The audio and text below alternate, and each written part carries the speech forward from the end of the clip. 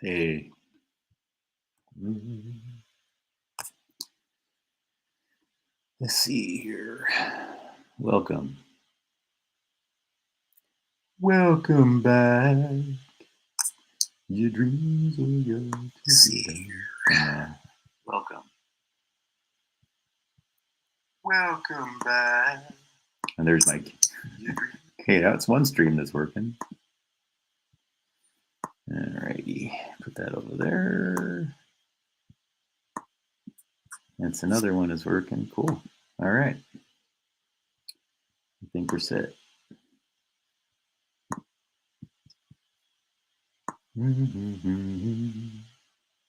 Your dreams were your ticket out. Welcome back to that same old place that you laughed about. Where your friends have all changed since you've hung around. But your dreams have remained since you turned around. I think I got that backwards. Who'd have thought they'd lead you? Who'd have thought they'd lead you? There where we need you. There where we need you. Where we tease them a lot, 'cause we got them on the spot. Welcome back. All right. Welcome back, welcome back, welcome back. I'll give it a little bit of time here before I get this thing going.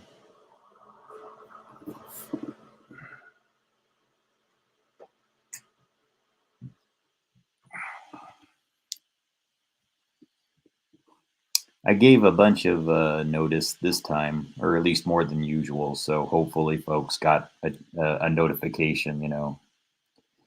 Yeah, don't worry. Yeah, nobody ever misses anything in the beginning because I hardly ever have anything going before like the first few minutes. So don't worry. These things last for so long. It's just this one's going to be just a heads up. I mean, this one will be at least an hour and a half because that's just how long it takes to get through the material. But I figured I'll wait till about several people join and then I'll get it going, and I'll try to make it entertaining in the meantime. I get mixed feedback on my singing though, so I try not to bombard the beginning with too much of it. Not everybody's into it. And since I do want people to get the material, but I don't want to put them off with my crooning. All right. Well, I don't know. Maybe I should just get this thing going. How about this? I'm going to start with a quick overview of what we're talking about. And that way, anybody who joins, they won't have missed anything. So, what this is about, this first section here, I'll just read from it. Let's see here. This section deals with pages 40, 47, 108, 132 through 135 of the Defense Intelligence Agency report, Controlled Offensive Behavior. The first 5 minutes or so, I do a quick overview of everything we discussed up until now because it's important to refresh how each piece connects to this. If you're already familiar, anyways, you don't need to hear any of this crap. Anyways, you saw yesterday, so you may not need to hear this. This is good. I'll just play the clip probably then, since it's really just a recap of 1 through 3, like a summary of it, where I just say it a lot quicker. And I'm going to be getting more into this one involves the flower of life, so I can put that up here really quick. This is a concept, and I'll give you this link. It's in the description if you want to see it, but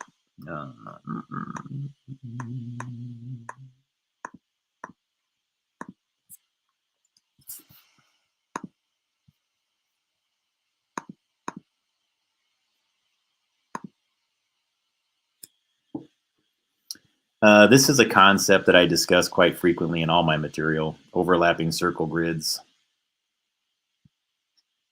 And so when you're thinking about hemispheres of the brain and how they all sort of hive together and form our 3D perception, this is kind of an important thing to sort of like, see how it's used esoterically in religions and architecture, what it means in math, that kind of thing. So it's just a good article to get familiar with. I mean, not necessarily read the whole thing kind of thing, but especially like this chart here is pretty huge when you think of human brainwave and how it starts to like, couple brains mixed together and then they all get together, and then pretty soon they're building things left and right and forming, physical reality. They're building buildings, they're building roads, they're that kind of thing. So that's what a lot of this is about. It's basically that it starts as thought form entities that bend the universal plasma field. And that's covered in the Defense Intelligence Agency documentation, I believe. You know what? Actually, I think it's the Gateway report by the Army that does more of about the universal plasma field than this. But this report definitely covers the topic. It's just not quite as in depth about it. But all right, so you got that part. And I think what I'll just go ahead and do is play the clip and get it going, since we've got a good number of people in here now. Don't get me wrong; it's always a good number of people. You're all great, and I love having you here. Yeah. Let's see here. Yeah, guys. I mean, honestly, like when you say things like "men who stare at goats," it's like it's such a bizarre like distraction.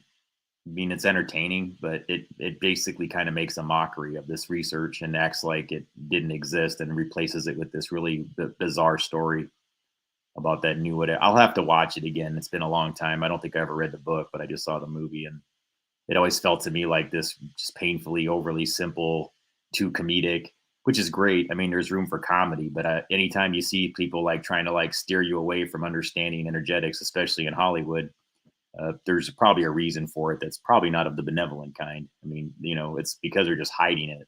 They don't want you to know what they know. So.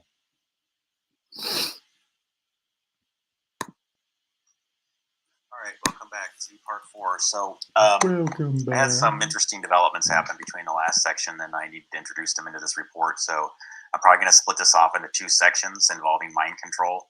And I need to sort of do a quick refresher to place everything in context. I would really encourage you to go and review all the prior material before we get into this section. Otherwise, you won't be able to properly contextualize it. But just to get past things really quick here, excuse me. So if you remember, we started off with this paragraph, right? Overcoming skepticism, involving, how do you get past everybody's skepticism involving that these things actually exist? We drew correlations to the Montauk experiments involving Project Phoenix, Project Rainbow, which were DOR, deadly orgone, psychoenergetics experiments that were related to Wilhelm Reich's research. I demonstrated to you that there's measurements indicating that we now have these things in use today. I have better quality data than this, quite honestly. I was kind of in a hurry putting this together for some reason. I should have put better slides in. So I might actually show as maybe a supplement at the end of this presentation, like a grouping of live spectrum analysis, kind of demonstrating what I found or something to that effect. So we can do that another time. I just didn't want to bog this down too much. But just remember, we were dealing with frequencies that involve space-time manipulation, mind control, weather manipulation, and things that would create circumstances that could create E.L.F range disturbances in the Schumann resonance. This involved this radiosonde technology. You demonstrated how this was all kind of tied into Wilhelm Reich's research, Phoenix Project, Project Rainbow. And I think it's really key to remember before we dip into this next section, Phoenix Project, because I really was surprised by something I just learned. So this was the hardware evolution, showing what it looked like when Preston Nichols was writing about it. And into today's times, these are evidence that I found that these devices still exist. We talked about ultra high frequency, which is in use in everyday electronics. And please keep in mind, before we dip into this material also, that in 1972, we did not have all these things. We did not have Wi-Fi. We did not have Bluetooth. We didn't really have a lot of cordless phones and things like that. These were all things that were mostly military applications that operate in that megahertz frequency. Okay. Now these things have become normal. But in 1972, when they were talking about concepts of mind control involving radio frequency, these things were not consumer level devices. You didn't have cell phones, right? There weren't that many television channels broadcasting, just a few. There weren't that many radio stations. And they weren't things that were found everywhere. You didn't find television in every single country, in every place, right? Even today, you might find some spots that don't have a lot of television. So that's what I'm saying is like back in 1972, you have to think of it in context, this data, okay, that we're talking about.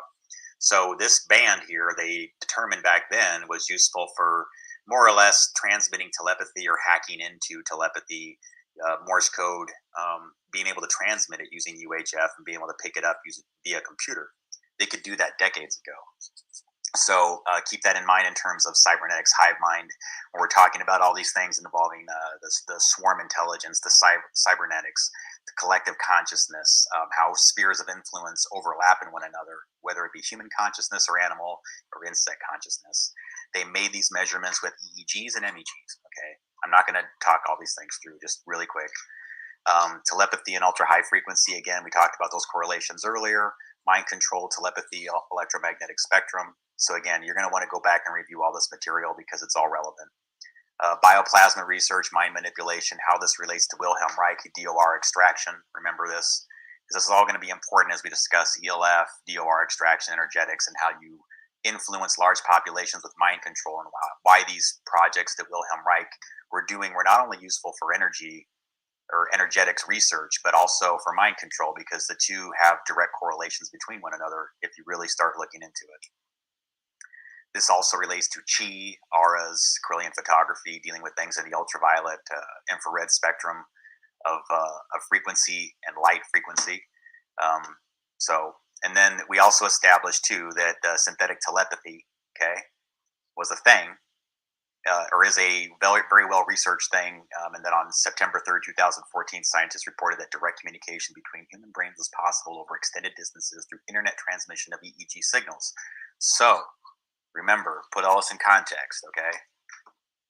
Now, this is the new material. I'm starting on page 40. If you're following along with me, if you want to pause real quick. So one of the goals of the USSR, this is a report written by the US about the USSR during 1972. So they knew back then that one of the goals of the Soviet Union during the Cold War was to, quote, know the contents of top secret US documents, the movements of our troops and ships, and the location and nature of our military installations, to mold the thoughts of key US military and civilian leaders at a distance. At a distance. So, you know, to do that, it's a no-touch thing. You would need a long distance frequency based system or longitudinal or scalar system in order to make that happen.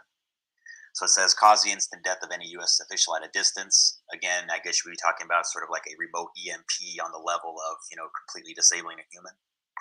Disable at a distance U.S. military equipment of all types, including spacecraft. It is generally conceded that the above four areas sound like science fiction. However, the literature appears to support as being the most possible use of psi phenomenon during the time of the study. Okay, so that's when we get back full circle to that first paragraph. That's where I cut that little part out right there. Okay, so that's why I want to start digging in here. So if you're following along with me, go to page 47. So I just want to talk really quick about the telepathic hypnosis. It says, so I'll read this section really quick. It says, according to this study, the ability to put people to sleep and wake them up telepathically from a distance of a few yards to over 1,000 miles became the most thoroughly tested and perfected contribution of the Soviets to international parapsychology. It is reported that the ability to control a person's consciousness with telepathy is being further studied and tested in labs in Leningrad and Moscow. The work was started in the early 1920s. Okay, 1920s. So we're in 2017, over nearly 100 years of research. But that was not publicized until the early 1960s. So anytime somebody learns this, they hide it. And they hide it well. They bury this information. So that tells you something. Kotkov could telepathically obliterate an experimental subject's consciousness from short distances or from the opposite side of town. The work was documented by Vasilev, sorry if I'm mispronouncing that, who conducted research of his own but could not reveal it under Stalin's regime. So they proved this out, but they couldn't disclose the research. Reality of telepathic sleep-wake backed by the columns of data might be the most astonishing part of Vasilev's experiments in mental suggestion. Parapsychologists are involved in the telepathic manipulation of consciousness, now recording successes with the EEG, that's the electroencephalograph.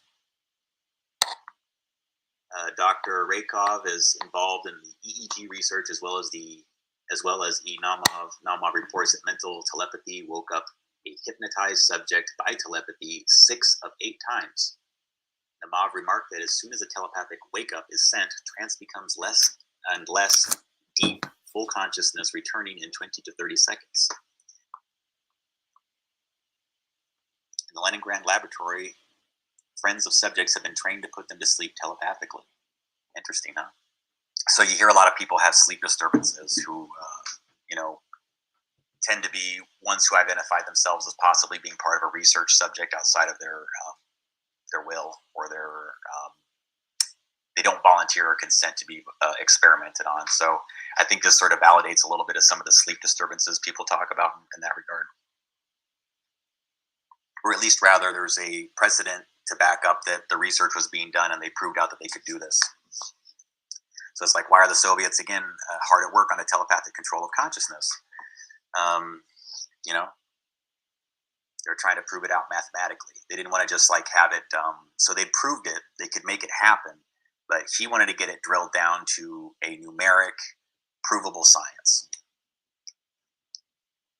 All right, so step ahead to page 108, and we'll start talking more about the electromagnetic effects on animals, because this kind of ties into the larger narrative of mind control. So we're just trying to set, I guess, a little bit of a foundation here so we can really talk about specifics later, okay? So the above information concerning pulsed electromagnetic energy, and again, I just want to make sure you understand when they say pulsed electromagnetic energy, that's a key concept of the Phoenix Project and Rainbow that Wilhelm Reich was involved in. It involved the 1,680 and 403 megahertz bands, plus minus around 7 megahertz. So it says the slowing of thought processes and psychomotor reactions could lead to behavioral changes affecting the ability of an individual to perform a critical task such as piloting an aircraft. It cannot be determined if the report mentioned above initiated or accelerated Soviet research in the area of psychological or behavior effects of electromagnetic energy. Since the early 1960s, the Soviets have been publishing reports on the effects of electromagnetic and magnetic fields on the central nervous system of animals. Although Soviet reports do not contain specific reference to effects on humans, the data would give one the impression that they have extensive knowledge on the subject as it might apply to humans. Again, remember, this is written in July 1972. One of the more outstanding publications from the Soviet Union is a book prepared by Kolodov. The book is a compilation of Soviet and Western work in the area of electromagnetic effects on the central nervous system. The bibliography to the book contains 455 entries. A large portion of the text directs itself to the subject of the changes in conditioned reflexes and sensitivity to light in birds, rabbits, and fish. The effects of ultra-high and super-high frequencies on the electrical activity of the rabbit brain is extensively discussed. A report on constant magnetic fields is also presented. Although the book addresses physiological responses, it points out that the Soviets have considerable knowledge and a keen interest in the field of electromagnetic energies. The UCLA Brain Information Service in Los Angeles is a bibliographic collector of information which is pertinent to this discussion. The service has compiled an extensive bibliographic list on the biological effects of electromagnetic fields below visible frequencies, especially on the central nervous system. The list contains many Soviet references. However, the list is constructed around research that addresses the physiological aspects and not the psychological or behavioral effects. And as you noticed, as these frequencies that become common consumer electronics or things we use every day for communications, this research just gets more and more buried. But people act like, well, we just haven't really done the research, or we just haven't proved these things out. But they did. They did decades ago. They knew. You see, do you understand what's kind of happened here? I'm just going to pause for a second on that one. I'll let you think that through. So we'll go to page 132 here. This is where I'm going to provide a new link, and you're going to want to click on this link, and I'll make sure it's inside the description section below, because this is the same report that I found, but it's a draft copy or a different copy where it was heavily redacted, but there are more pages included in it. So I want to make sure you have as complete of information as I have, and I'll provide a link to that. So now we're going to get into the science of mass manipulation. Okay, and then we're going to have to cover this before we get deep into things like extremely low frequency and mind control. So it says the science of mass manipulation plays a role in modern warfare, at least theoretically. In past wars, a hostile confrontation between two parties was a diplomatic duel or a military battle, which was based on and regulated in general by a classical agreements on the status of POWs, classical concept of acceptable military conduct, international agreements on the status of POWs and unarmed civilians, etc. But this concept has changed. In modern warfare, there is a powerful third force which has perhaps the most decisive bearing on the outcome of any diplomatic and or military confrontation today. This third force is the manipulated mass. Individuals who by modern mass communications media have been welded into a solid front holding the same or very similar opinions.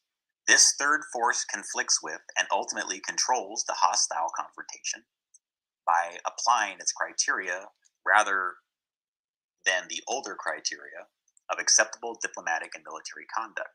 The study of these criteria is also the task of opinionology. Sort cites again as a case in point the war in Vietnam. So I'm going to pause really quick here because remember, Phoenix Project and Project Rainbow, there was illusions through some people that Phoenix Project was merely a mercenary kill, like deep, more of a hands-on-hand kind of combat, shoot-to-kill kind of type aspect, when it's quite possible that that was merely a cover for what was really a radio frequency mass manipulation, mass resonance mind control operation to sort of, gain the will of the Vietnamese people in the war by just changing their opinions through what this concept of mass resonances. So that, I believe, involves E.L.F, but again, that's just hypothetical, and I'm going to get there in a second. Actually, this is going to take a while to get to, so just bear with me. Source again cited as a case in point the war in Vietnam. According to older classical concepts of warfare, the Vietnamese, including the North Vietnamese, should have sided with the Americans who are fighting in Vietnam to liberate the Vietnamese from the threat of communist oppression and mass terror. Instead, the Vietnamese masses have been welded opinionologically, deceived by the communist manipulation, into believing that they are fighting for their freedom and national independence against a foreign American invader, whereas in reality they are fighting the Americans to be eventually enslaved by the communists. Source believes that this situation is an obvious result of American ignorance and manipulating mass media. By ignoring mass opinion, both American and world, the Americans have maneuvered themselves in the position of an invading foreign power in the eyes of the opinionologically then indoctrinated Vietnamese. The study of the pattern of mass manipulation and mass resonance is based on a new scientific approach to psychology known as structural psychology. So before we talk about this, because I know it's very easy to think of mass manipulation and mass resonance as the same thing as a sort of we put something out of the media, therefore, once you repeat it enough times, people believe it, right? That kind of concept of mass media resonance or media manipulation. That's one way you can look at this. But I think that they were actually discussing a science, and that's why this section is so heavily redacted. They were actually discussing energetic hacks. So we'll get into this part soon involving more of the energetics of the flower of life and things like that. But if you think about how the pineal gland basically has a rough, it's plus or minus however many hertz or whatever, but most people are around 10 hertz, right, in an alpha idle state. And so when you think about that, that's sort of like a sphere that wraps around your head, like energetically E.L.F wise. And so everything it's feeding into that pineal gland basically is feeding into your projection that you emit outward. So your belief system ties into what you energetically project. And this is something that the mystics knew. This is something that they knew in Egypt.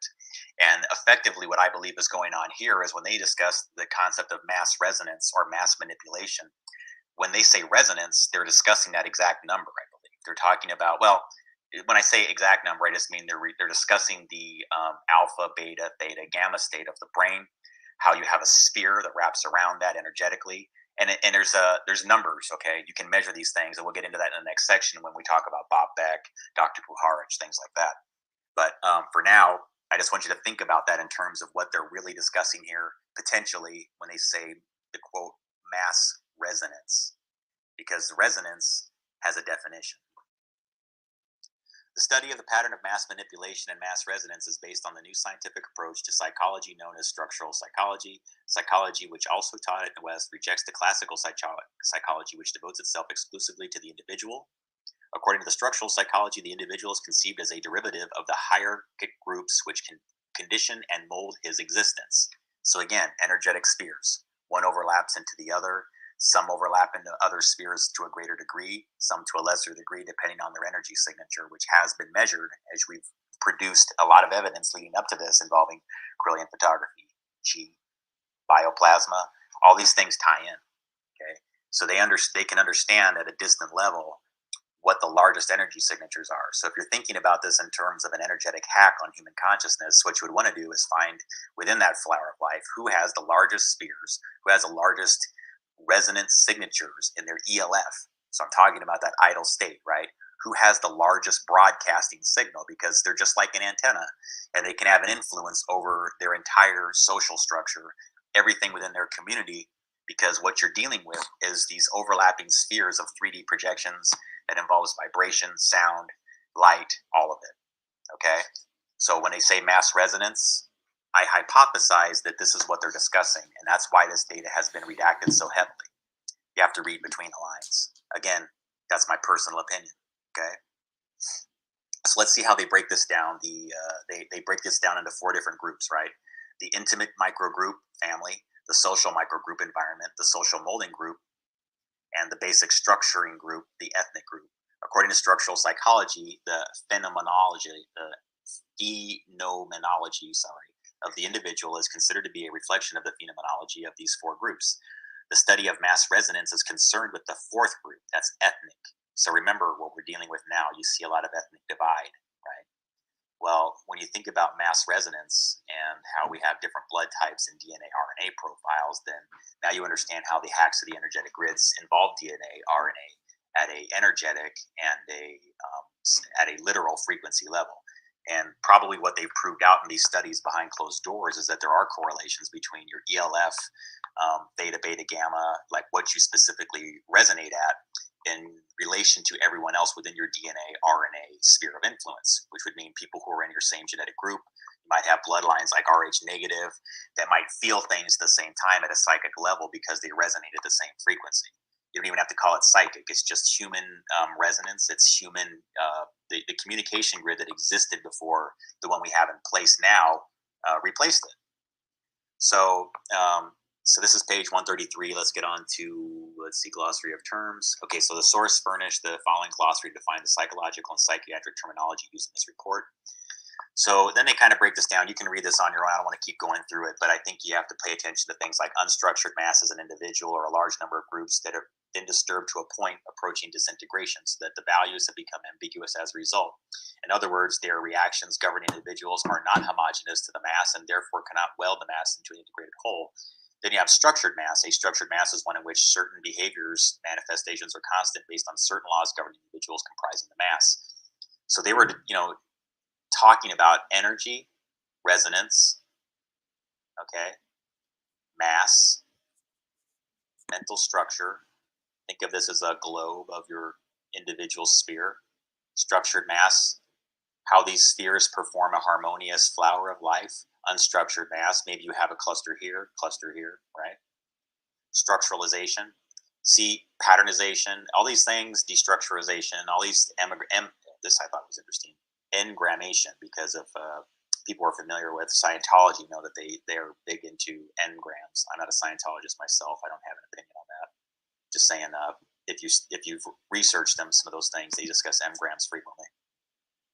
And they, in this particular document, it says a permanent effect produced in the psyche as a result of stimulation. It serves as a basis for memory. So again, you would think that engrammation would be a form of trauma-based mind control if you were to place that in context, whether the experience you have is incredibly happy or sad, tragic, or great, whatever it is, right? Then you have chronaxia, the minimum time necessary to excite. And then again, here they are talking about cybernetics. And if you go back to the earlier parts of my presentation, that involves hive mind. So think about how all these things tie together. Spheres of influence, hive mind, resonance signatures, alpha states, theta, beta, gamma, bloodlines, DNA, RNA, your light signature, your energy signature. Okay, now on to page 135. The factors of mass deconstruction. Notice how they've redacted huge portions of this. So I'm just doing my best here with what I got. The factors of mass destructuration of the unstructuration, that is, the circumstances under which individuals' masses become unoriented, not disoriented masses. Studies show that these masses can be manipulated 100% as a result of destructuration. So if you get down to what that's saying, it's almost like they're telling you that at a frequency and resonance level, if you can create a chaotic mind state within a group and throw them out of balance, then you can then once they're off balance, meaning at that alpha, beta, theta, gamma state, once people are off their natural frequency and are all just sort of like wandering around, wondering where to go, then you can more or less provide a beacon signal for them to latch onto that's different from their original one. So you can consider this almost like a frequency handoff of human consciousness.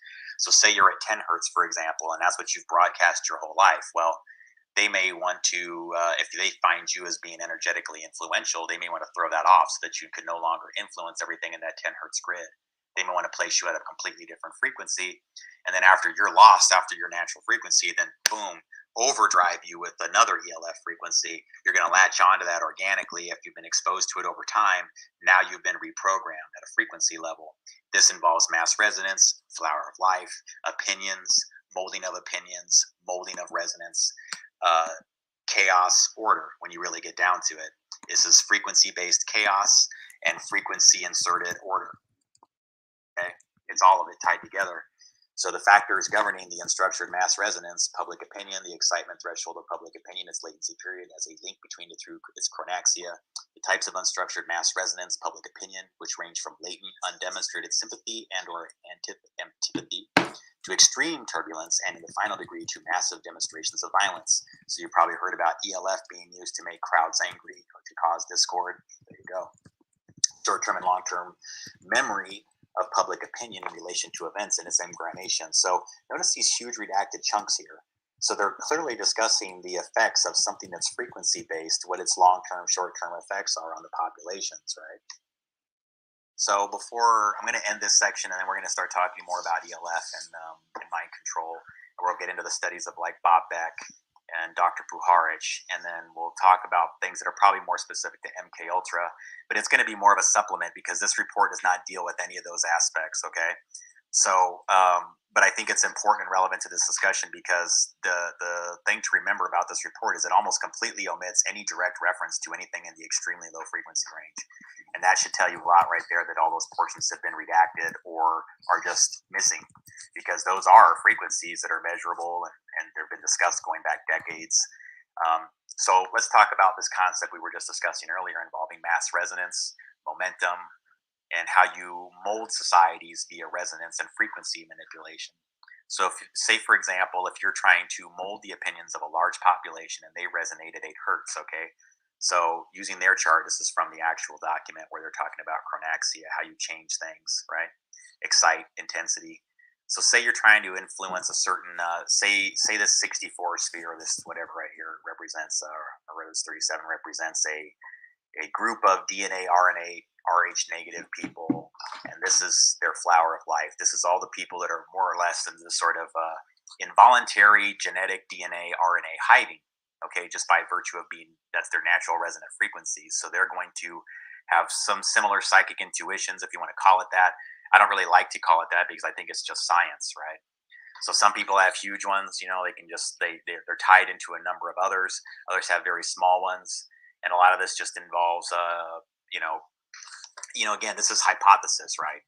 But when you think about the discussion they were having as far as deconstructing and reconstructing these mass resonances, then this starts to come into play and becomes much more relevant to the overall discussion of why is E.L.F used, right? Because if human beings resonate at like 10 hertz, and then you place a huge E.L.F transmitter in the middle of some town, right, that broadcasts maybe at 11 hertz, well, then everybody is suddenly kind of going, well, wait a second, this doesn't feel right. And that's what I'm going to talk about in the next section, because these things all tie together involving your resonant frequency, E.L.F, the flower of life, momentum, right, spheres of influence. These are all concepts that tie together. And it is involving that extremely low frequency brainwave. This ties into the mystics, what the Egyptians were telling us about our pineal gland, everything. And so that's what I would encourage you to think of, that your pineal gland is influencing other ones. And you're creating this 3D projection via resonance, light, vibration. You're all contributing. And that's why the Wilhelm Reich research is so relevant. That's why Project Phoenix and Project Rainbow is so relevant, right? Because you have discordant patterns like this, and you have structured patterns like this. And when you create discordant patterns, my guess is that these types of more discordant, or ones that are off balance a little bit, this is how you create DOR. This is how you create DOR. easier to create this. Anyways, I'm not going to try to get too deep into that right now, but just I would say think about this a little bit. And in part 2 of this, well, not part 2, but this is part 4, but it'll probably be, these are grouped into the same category, and I'm going to consider this next part like a supplement to mind control and E.L.F, because none of this is covered inside the report, but we need to have it as part of this discussion. So thank you for watching, and the next section will be up soon. Thank you. All right. I'm going to let the clip switch over, and then I'll pause it.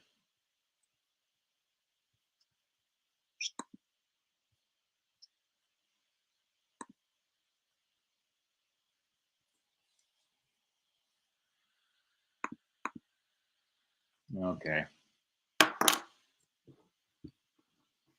All right. So that was part 4-1, and that was I guys, obviously that was something I did back in. It's been 5 years since I did this report. My presentation skills have improved slightly, so I forgive the way that I kind of go constantly through it and like talk too fast. I was trying to get through the material, and most of the time that I'm doing those presentations, I don't really think much in advance or have a script, and sometimes I barely even keep notes, because it's usually by the time I'm ready to do a documentary or a piece on it, it's already in my head, like exactly what to say. It's kind of weird, but so if I seem a little random sometimes, that's why. And it's just that over time I have a better understanding of things, and so speaking to it off the top of my head isn't as difficult as it was then when I was first learning a lot of these things, or just discovering, like, why one thing leads to another when it comes to these frequency issues, because it was new information to me. I hadn't really ever taken it seriously. And I think if you're ever trying to get the attention of a person that has my level of experience in the wireless industry, to say like, well, have you considered everything? Is it possible that maybe there's something you're missing? That's a good way to approach people like us, instead of like bombarding us with like tower conspiracy theories, which we're all going to roll our eyes at. And even though I agree with people on a lot of issues relative to these things, I'll still roll my eyes when I see a lot of tower conspiracy theories, simply because most of them are just totally off base. As a guy that designed over 70 of these things in the Pacific Northwest of the United States, basically there's almost no place you can go outside of the Seattle, Portland area that I haven't done some degree of design on the network, or where your phone wouldn't be using the network that I designed, because we used to work in very rural areas. And so most of the rural telecommunications expansion that happened in places like central and eastern Washington, and a good chunk of like you got to get outside the major population centers significantly before you're in my area. But I covered, basically, if you're familiar with those states, oh man, like almost all the way from the central, like Ellensburg, Yakima, Snoqualmie Pass, if you're on I-90. And then I would like everything on 97 from like Yakima, Toppenish, all the way down to just north of Madras, Oregon. That's a lot of area. And then if you were traveling the gorge, the Columbia Gorge, which is a river that separates Washington and Oregon, I was responsible for design for that company for all the towers in that gorge area, that including the amphitheater in George Washington. If you're familiar with that, I covered that as well. But basically everything from Cascade Locks all the way to Ontario, Oregon. So if you look that up on a map, you'll know that's considerable. Every tower that was on I-84, especially areas where people got into a lot of car accidents historically. Now, again, like I heard somebody mention earlier, that there's all these traffic incidences as a result of these 5G expansions.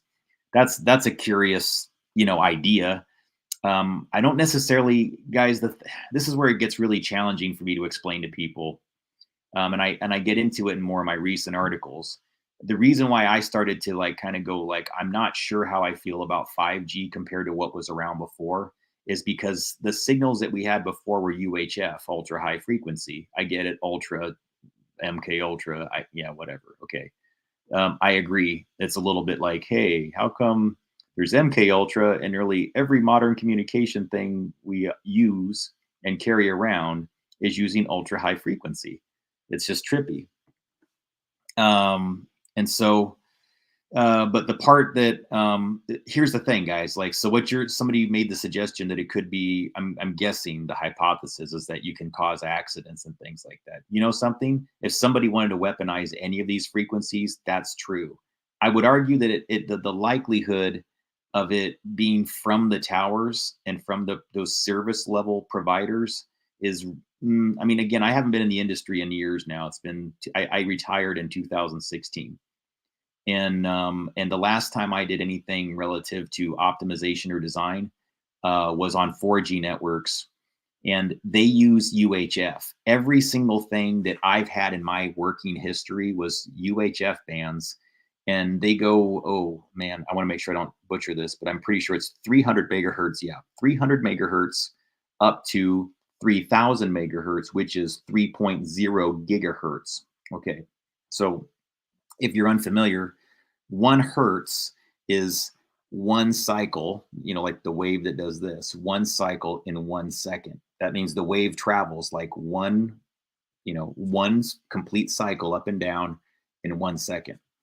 And then when you get up to a megahertz, you're dealing with 1,000,000 cycles in 1 second.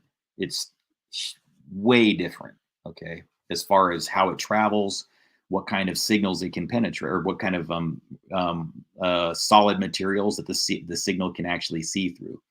When you're in the E.L.F range, which is in those single hertz levels, that travels everywhere. It goes around the globe, like 22,000 miles. It's you just don't stop E.L.F if it's done, whatever. And so and then a megahertz signal, though, being at 1,000,000 cycles per second, doesn't propagate nearly as far, and that's how it gets the further you go up the scale. So if you have an antenna, for example, one that's seeing 700 megahertz, and then you have somebody else that's using something closer to like a Wi-Fi signal, for example, that's 2400 megahertz. Well, that 700 megahertz signal is going to see a little bit further, significantly, but not dramatically. But everything in the UHF band, I mean, all bands pretty much work this way. It's because, as you're increasing the cycles per second, it's getting narrower and narrower and narrower, and it's doing this more like a tadpole instead of like, a whale.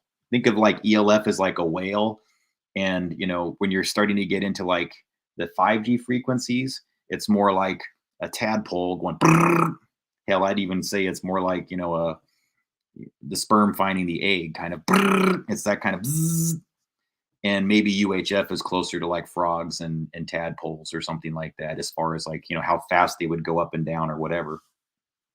And so when you're thinking about like things like what do you want to call it?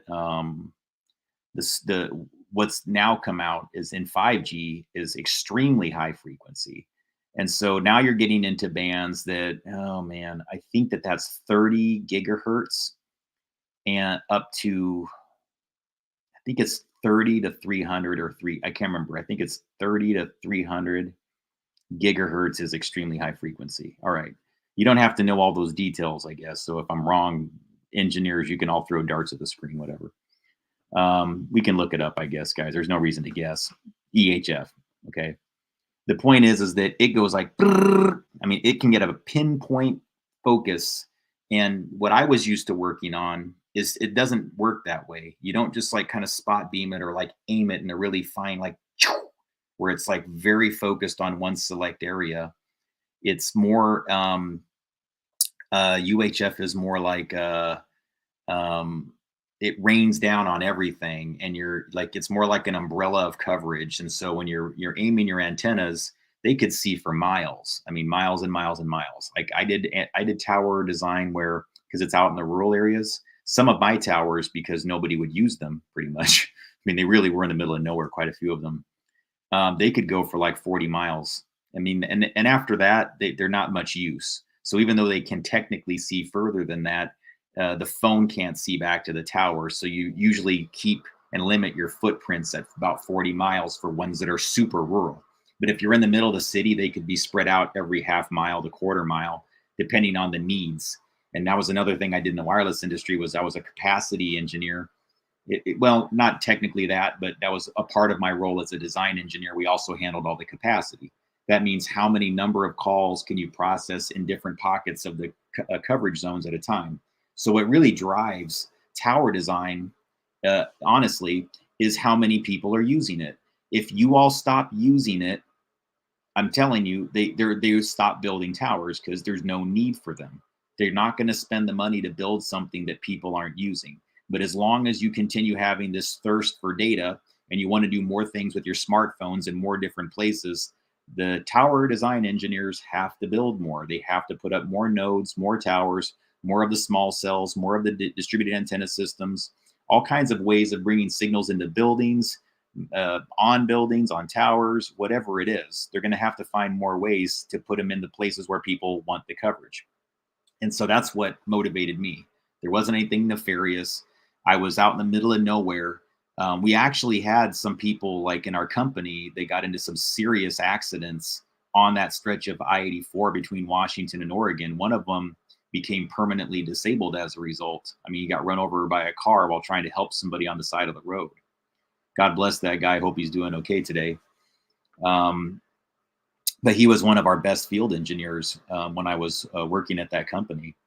And so these roads out there are very dangerous. And so whenever somebody says something to me like, well, they're putting them out there to kill people or they're there to hurt people, all I can tell you is that I'm not the kind of guy, and neither was the people that I worked with. I mean, I think some of them could be shady. It's possible that I worked with. Actually, look, I don't want to be disingenuous, guys. There were some people that I ran into over the years that I think would be malevolent enough to like take their skills and weaponize them against people.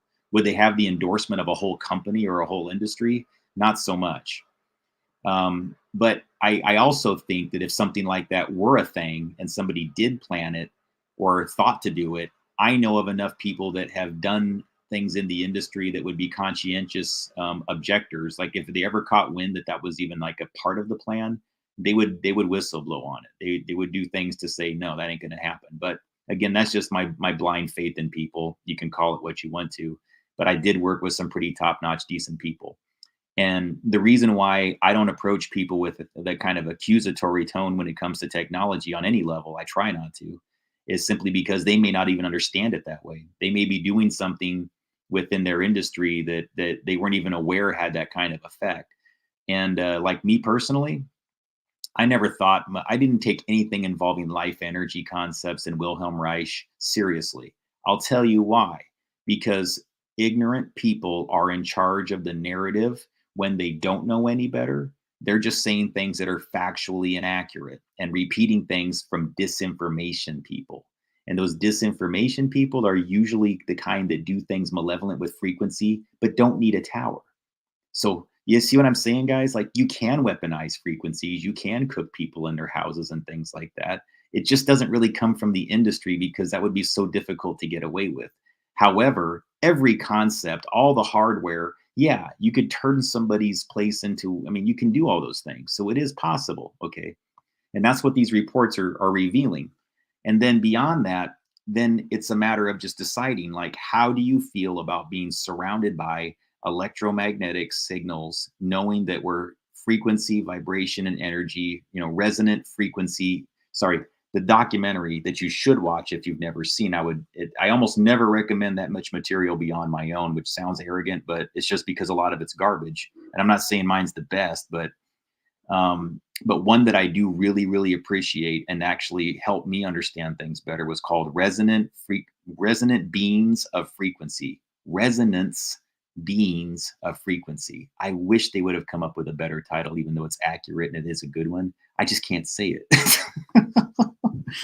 So every time I do that on here, I'm like, you know what it is, guys. So anyways, yeah. So True Seeker, that's a good point. And so yes, all right. So that all being said about tower design and everything else. Okay, here is something that I think you got a point on. These phones, okay, are increasingly, well, okay, like this one here. So like here, this is an iPhone, right?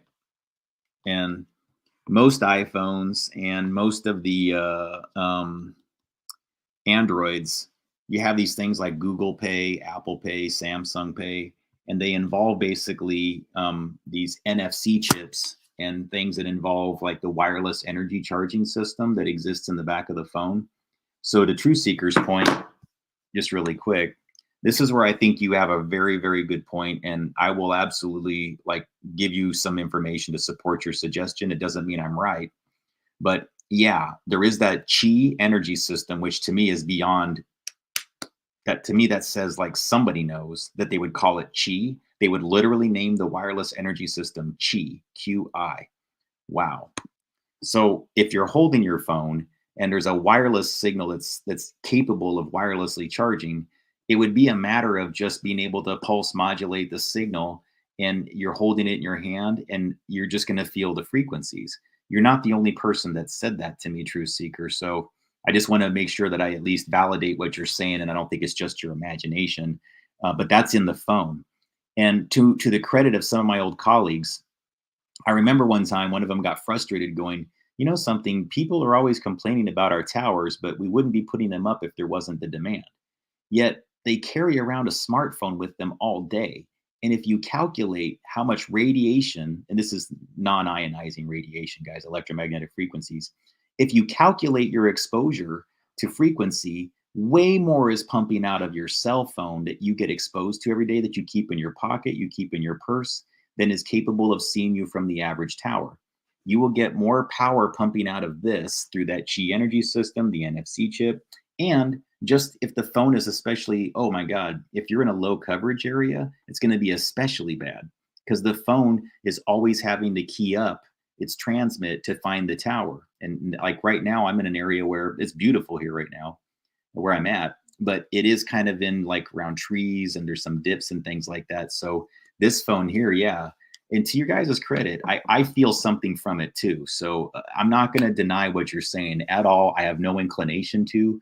I would like to validate that if you would like to study that, I'm interested in doing that too. This specific issue, I want to know more about how the chi energy system operates because, guys, if you've seen my material, ladies and gentlemen, I do work now with the BioWell GDV system. Okay. And one of the ways, it's Karelian photography. It's covered in these reports here. Okay. And it's actually from a Russian researcher named Dr. Kuratov who designed it. And so they were the pioneers. Like, if you really want to know that field, you pretty much have to like look to that country. And they have tons and tons of knowledge on pyramidal energy, orgone, life energy, bioplasma, energetics research. And they've been a force to be reckoned with when it comes to energetics all the way back preceding during the Cold War, definitely. How much they knew preceding it. Yeah, actually, I did find reports showing that going all the way back into the 20s and 30s, Russians and Germans both had quite a bit of knowledge in this realm. It was the United States that was behind. And they were worried. They were very worried. And that's what all these reports that every single time I show you guys one of these declassified reports from that era, it's always them going, the Russians and the Chinese are going to figure this out before us. What do we do? Well, they hired SAIC, wah, wah. They hired SRI, wah, wah. Labs that basically kept it to themselves and did not give it to the military. And again, now it's private. And so what I would argue that you have really going on in America is the same problem we have with everything. The weaponized malicious use is hidden, amongst everything, and is probably not as attributable to directly to the industries that they try to get you to focus on. So number one, let me first say 5G concerns, I think, are valid because it propagates differently than UHF did. That's number one. I personally don't have the equipment to measure and verify your concerns with. That's my challenge. 5G is very, very expensive to test compared to the UHF. I can go get a very good, a spectrum analyzer that maybe a professional company like Verizon wouldn't buy. But I did work as a contractor at Verizon, and the spectrum analyzer that I have, I would have accepted results from it on verifying a system back when I was in the industry. I actually had an engineer present to me some results from my spectrum analyzer that I now own for myself personally. And I would accept it while I worked for a company that was as good as Verizon as far as doing this. So I'm telling you, you can get good quality equipment to measure UHF for under $400. EHF and 5G, it's expensive. And then you have to have all these specialty antennas that can actually like get the signal in. And I haven't figured out a way to do it cheaply, but things change in a few years, guys. The last time I even paid attention was 2018, and it's what, now 2022.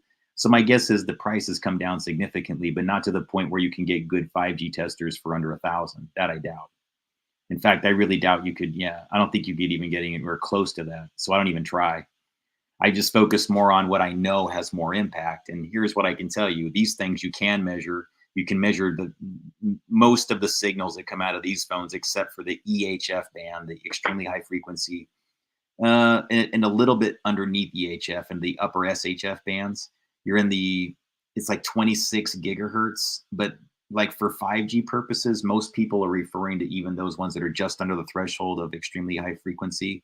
They're still classifying it as, remember guys, I'm talking about EHF, not E.L.F, different concepts entirely. But EHF below 30 gigahertz is part of the rollout in the United States for some companies. I can't remember if that's Verizon or AT&T, but they have some of those bands up that high. Those are the ones that I don't have any working experience with, but I'm also concerned about. Again, those did raise a red flag for me about what the possibilities are, but I have no working experience with it through which to tell you anything, yes or no.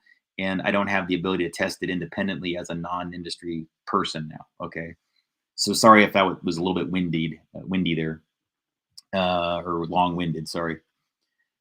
But yeah, I agree, guys. I think there are some things that are going where people get a little bit of a light shock from their phones. And if you ask me, look deeper into what the Qi energy system is. Just look up QI wireless charging and look up what the technical specs, and you'll see that your phone is doing something that the cell phone network has nothing to do with. It involves wireless charging, like Tesla concepts.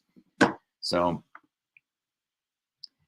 yeah, Jonathan asks, is a simple Nokia a good step to digital minimalism? I don't really know.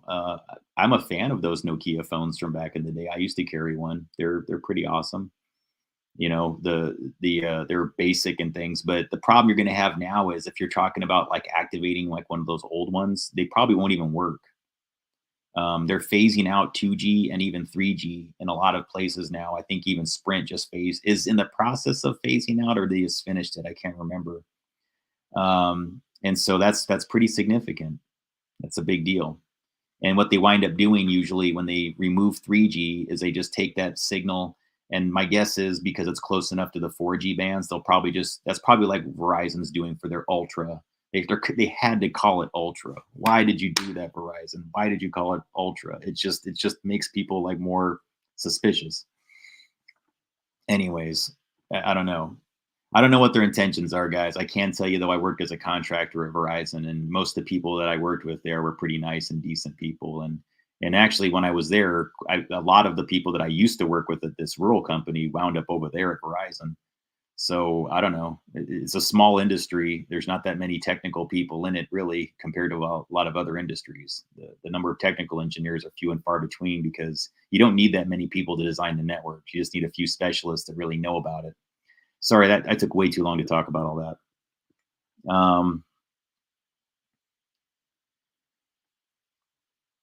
Yeah, yeah. So we can get more into that, like things about. I mean, honestly, like, is DSL going to be better than? No. You know, just because as long as you're doing wireless signals, you guys, like, there's no point in making your signals slower. If you really want to do something to clean up your home, like radio frequency environment, stop using Wi-Fi. Make your computers wired. Use Ethernet. If you can't use Ethernet, then have something wherein you can easily turn your Wi-Fi router off and on at will. So that like when you go to sleep at night, you can just go up to your router and go click and shut it off, and then you just go into low frequency mode, and then you only turn it on when you're using it for you have a specific need for wireless. And then there's all kinds of ways for you to bypass having to go Wi-Fi. It's a little bit difficult on smartphones, you know, like sometimes there's ways to do it, but they're a little bit tricky. But they're increasingly forcing people to use Wi-Fi and Bluetooth, like the iPhone, you know, suddenly making it to where there's no headphone jack. And they've been doing that for several iterations of the phone. I mean, that pissed me off because now you have to get some special adapter and they break all the time. I mean, they're just a pain in the ass. Or you have to go Bluetooth. And I think that's almost like the point. It's like they want everybody to have something wireless on their head. And I don't want that. You know, again, I'm a person that design towers. Like, to me, the stupidest thing a person can do is put a transmitter on their freaking ear. I mean, like, think about it, guys. You're, especially if you understand like what we discuss in here, why would you like excessively put any frequency device on your person when you don't have to? Don't stick Bluetooth on your ear. Don't, I mean, if you're being smart, guys, think about it. This is such a vulnerable part of your body. Why do you think I've got this going like this? Okay. That's part of why I wear this hat. I feel better when I'm a little bit shielded around my ears because of the collagen layers. I think these are like the things that are the easiest to tap into as far as, you know, whatever. It's just it's more sensitive. And again, guys, I'm not really that much into like the reduction part of it, but you know, those are some things that I can recommend to people if you're worried about exposure. Is don't have your phone keyed up all the time and near you, because that's probably when you're going to get the most non-ionizing radio frequency radiation in your immediate environment is from your actual phone, not as much from the towers, okay, or your Wi-Fi.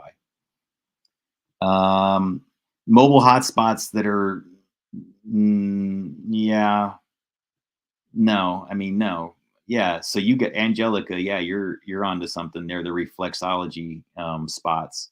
That's absolutely, like, if you think about acupuncture reflexology. Oh, I forget that I'm glad you said that, Angelica. So the thing is like when you're doing the BioWell GDV camera that Dr. Karatov did, he gets the measurements on that camera. You put them in the camera. I have one, but I don't want to unpackage it right now to show you guys. But the way you get the energy readings from people's body electricity and their body voltage is you put your hand inside the camera and it takes an image of this area here and it sends like against this electrostatic glass. It goes, you don't feel it or anything like that. And the image is like a color splash, a corona, not that kind of corona, but like it creates like a halo, a rainbow halo, and that maps your body voltage. It maps your biofield, and then you can kind of see based on those points on your hands, like what kind of ailments might be going on in your body. I found it to be pretty accurate when, if my stomach's upset, it seems to show that there's things going on with my stomach, you know, that area where the chakra points are. It actually maps your chakras and shows you if they're balanced left or right, gives you an idea of like all that. And so once you've seen it actually measurable and you're seeing somebody take it seriously, like it's a medical device, it's not, but they take it to that level of seriousness where they believe that they can actually figure out, you know, like how much your workout routine is improving. They use it with athletes over there. Athletes will use these BioWell things to measure performance and how their biofield is. So it's a thing. It's just that Western nations and Western science, pseudoscience, tends to ignore energetics to its peril. See, this is the problem with America for decades, and they don't understand energetics. It's never in anybody's education, and they act like it's some foo-foo nonsense, and then they put idiots in charge of it that willfully deceive or don't know any better but to deceive because they've been lied to so many times that they just start repeating the same lies because it just reinforces their own narratives. And that's not really their fault a lot of times, you know. So I'm not trying to be critical there. It's just that the good amount of good information is there's just not much. It's just flooded with bogus data sets or people who don't have as good of an understanding of it as the experts, like people like Wilhelm Reich did or James DeMayo do as far as the Oregon research. Here in the States, they always sell those stupid pyramids or ask about these ridiculous crystals that are man-made or false, or it's bizarre.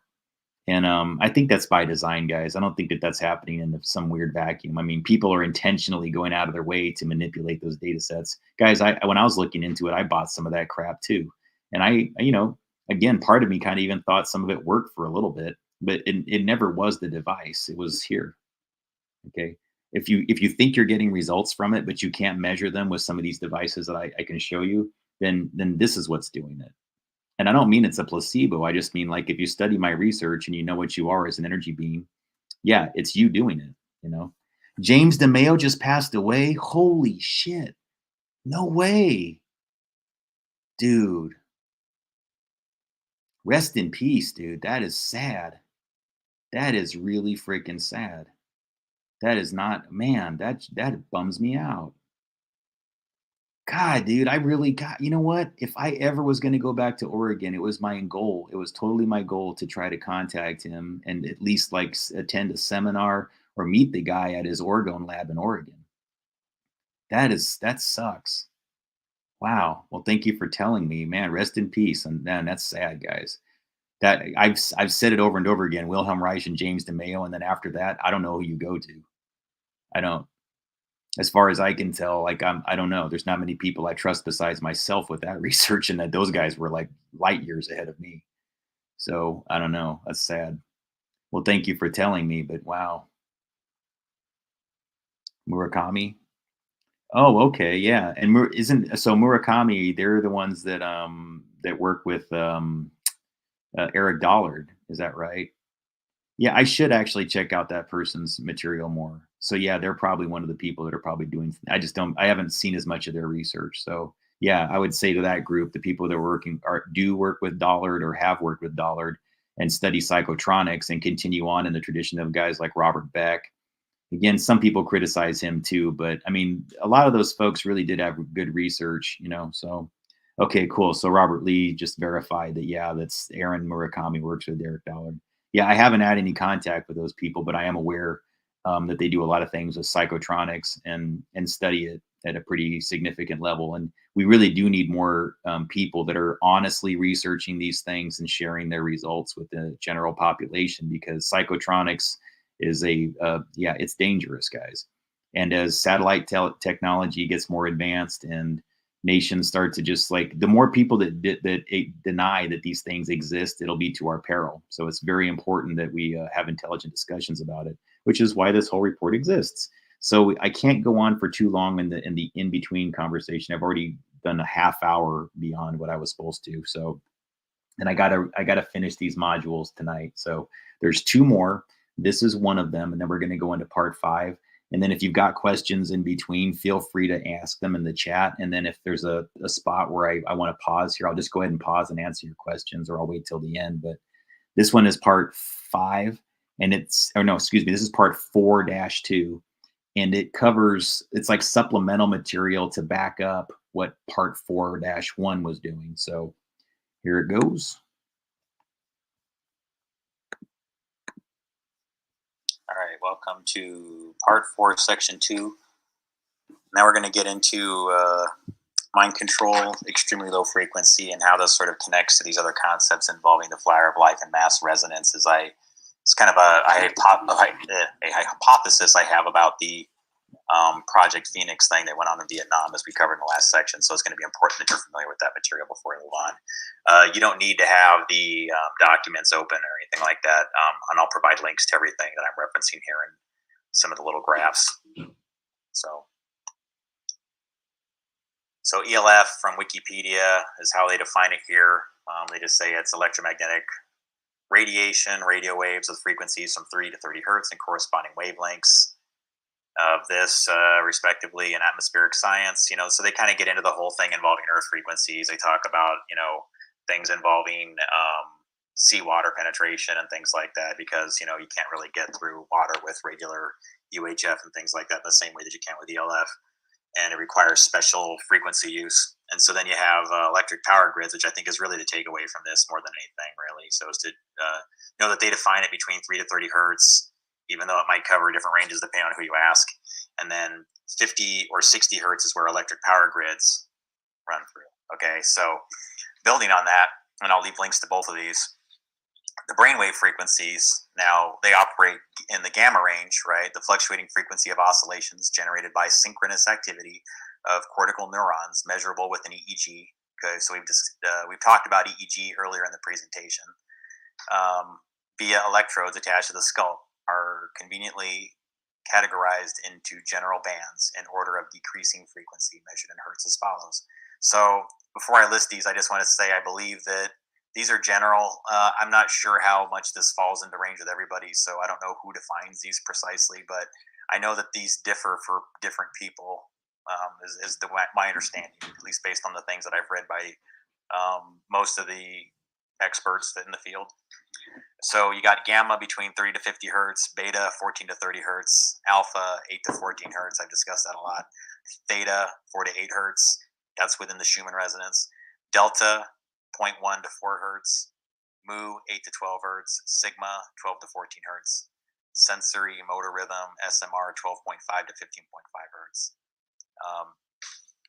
So that's interesting, right? Because you have correlations here between electric power grids running in the gamma range of your brainwave, right? And we know that the Schumann resonance is between 8 and 14 hertz, right? So you have this sort of like, right as the edge of your brainwave frequencies hits, that's where the power grid begins, and then somewhere in the low range of that, right, is where the Schumann resonance is. So it's kind of interesting. So thinking about that other concept of mass resonance and how that you have different groups who can influence one another via not just because of their perception, right? So this isn't just a matter of psychology when you discuss psychological warfare. When you say psyops, you're also talking about frequency. You're talking about perception involving light, vibration, and voice. And so when we're dealing with frequency and somebody runs a propaganda radio station, for example, it's not just that they're saying something, the message itself might be garbage. It actually might be that the frequency that they're broadcasting on is really what is doing it. And everything else is just a pattern. It's really almost irrelevant that what their message is might just be completely garbage to the conscious mind. It might be what the frequency does to the subconscious mind. And that's the only reason why I was thinking about that Phoenix project in regards to Vietnam, and how they were discussing mass resonance but redacting huge portions of the report. Because if you really get down to it, what they might have just been talking about is like, hey, let's just have the same mix of frequencies that we know messed everybody up over here in this experiment we did on USS Eldridge and everything like that. Let's take all this data about electromagnetics and see if we can affect the behavior of all these people. And when they were tying that into the grid, right, again, hypothetical, theoretical, when they were hacking into that grid, they were trying to identify those that had spheres that were, I guess you could say, that had multiple DNA influence, right? So think of this as like a network nodal grid, and I'll get to another diagram in a bit with that. But I want you to start thinking about pineal glands, right, as in terms of having a transmit and receive path, meaning they're sending data that involves all these frequencies, right? And just think of the E.L.F range as our input-output between one another, the Earth, and everything above, right? It's our connection to all those things, but it's not the only element, right? Because we have other communication paths that exist in the upper high frequency range, UHF, and that's mostly been populated by consumer level devices that have replaced our organic, right, UHF frequencies that involve telepathy with inorganic methods that are involving digital modulation now. Most of them are involved digital modulation. They don't even coexist with our analog frequencies any longer, if you think about it. Before they coexisted, even though they were still bumping into one another. Now with digital modulation, they don't really even coexist. Not in a way that's harmonious, at least. So what does that translate to when you think about mass resonance? Well, I think it's important to read this part, right? So it says in physics, resonance is a phenomenon in which a vibrating system or external force drives another system to oscillate with greater amplitude at a specific frequency, at a specific preferential frequency. So that would involve, if you think about this resonance, mass resonance, right? And then you think about E.L.F brain entrainment, oscillation, brain entrainment, oscillation and amplitude, frequency brain entrainment. So if you hack one, the rest does itself, because this is a transmitter and a receiver. Get it? Okay. So the global electromagnetic resonance phenomenon is named after physicist Otto Schumann, who predicted it mathematically in 1952. Schumann resonance occur because the space between the surface of the Earth and the conductive ionosphere acts as a closed waveguide. I've discussed waveguide in another diagram, so maybe I'll link to those things involving the pineal gland in case you're interested in hearing my thoughts on that, but I don't think it's good to get into that right now. The limited dimensions of the Earth cause this waveguide to act as a resonant cavity for electromagnetic waves in the E.L.F band. The cavity is naturally excited by electric currents and lightning. Schumann resonance are the principal background in the electromagnetic spectrum, beginning at 3 hertz and extending to 60 hertz. Okay? And appear as distinct peaks at extremely low frequencies around 7.83, 14.3, 20.8, 27.3, and 30. There's almost like I guess you could call almost like harmonics to that, right? And if you study cymetics, like where you place a bunch of sand on the drum, strike it, and then it makes this perfectly symmetrical pattern.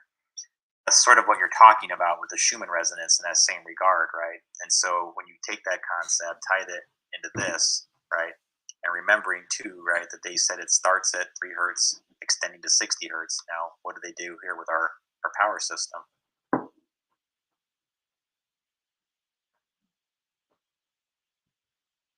Here's our natural brainwave frequencies, right? So what's really going on here? Schumann resonance up to 60 hertz. It's been hacked. The grid's been hacked. Both from the human level to the Earth level.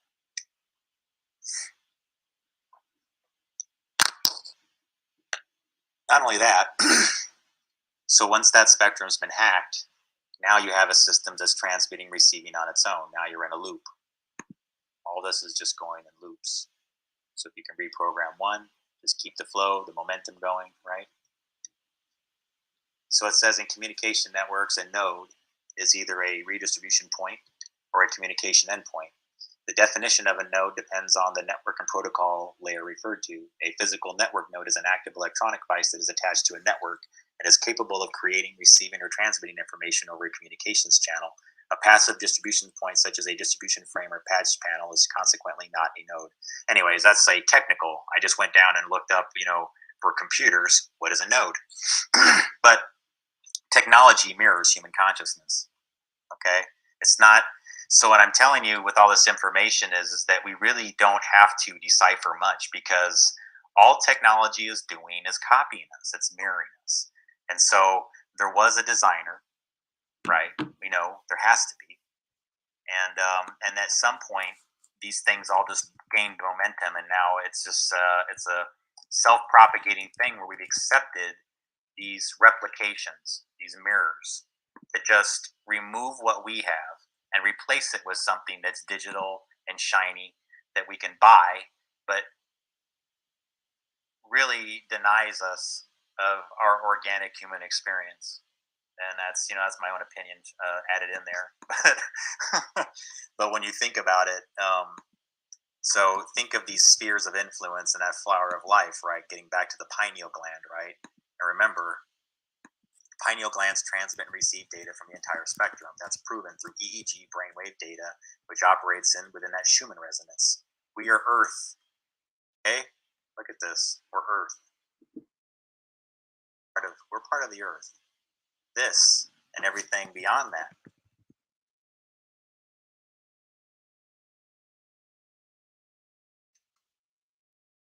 That's why this is so important, right? This research, getting back to Wilhelm Reich, deadly orgone, our chi, our life force, our labor, our intention, all of it. Grid network, you hack one, you can crack into the next, then it gets momentum going. All these spheres influence the other, it moves on to the next, sort of like 100th monkey, right? They learn it, on to the next on a subconscious level. It's telepathic because it's DNA, it's RNA. It's like you have bloodlines, right? And that's how this network pretty much, I think, ties together. This is why groups like the CIA are so interested in DNA, RNA research and hijacking all those companies and buying them out, right? Because they want to know how all these maps are energetically. They want to have that data. Because if you get one in that basically in a structured node system, if you can get this one, then it can influence these and all the way down the line. And mind you, there's dampering involved, like we've talked about in resonance, right? Okay, so if you want to get back to this, it says resonance occurs when a system is able to store and easily transfer energy between two or more different storage nodes. Okay, storage nodes.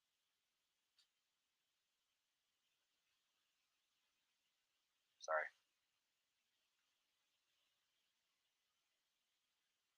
All right, Resonance occurs when a system is able to store and easily transfer energy between two or more different storage nodes, such as kinetic energy and potential energy in the case of a pendulum. However, there are some losses from cycle to cycle called damping. When damping is small, the resonant frequency is approximately equal to the natural frequency of the system, which is a frequency of unforced vibrations. Some systems have multiple distinct resonant frequencies. So getting back to that chart, right? So think of all these things as if you can lower one frequency, if you can bring, so say this is one is at, as a higher frequency, and you want to bring this down to a lower frequency because you're trying to damper the influence of this one down the rest of the node network energetically. If you know this is a DNA RNA imprint that's very influential, then your goal, if you're a network hacker in human consciousness, would be to lower the frequency of this node so that it has less influence via momentum to get to the end nodes. This one is operating at peak frequency, meaning you're at peak health. You're generating POR, you're getting sunlight, you're eating good food, all those things, right? Then you won't experience damping because you're going to be resonating at a higher frequency. And that's why it's so important to have all these mechanisms in place to hack that, to interfere with it, to prevent this grid from reaching out in its natural, organic, way that we did when we began, and we think of all these things in technology as progress, but it's not, it's a replication. We used to be able to do all these things on our own. We didn't need technology. That's why I want you to think about the flower of life, resonant frequencies. The humans broadcast extremely low frequency back and forth in this flower of life. Okay, as we're getting to this next material. So now this is the stuff that everybody in the conspiracy community is going to love. So we're getting on to Bob Beck. Now that you kind of understand what all this data means in a numeric sense, and you can get a better grasp on why E.L.F. brain entrainment is so important, let's talk about methods. Let's talk about devices and everything. Okay. So I'm just going to start to read these things, and I'll interrupt it from time to time. I have a link to this below, so you can read all of it from start to finish on your own. It's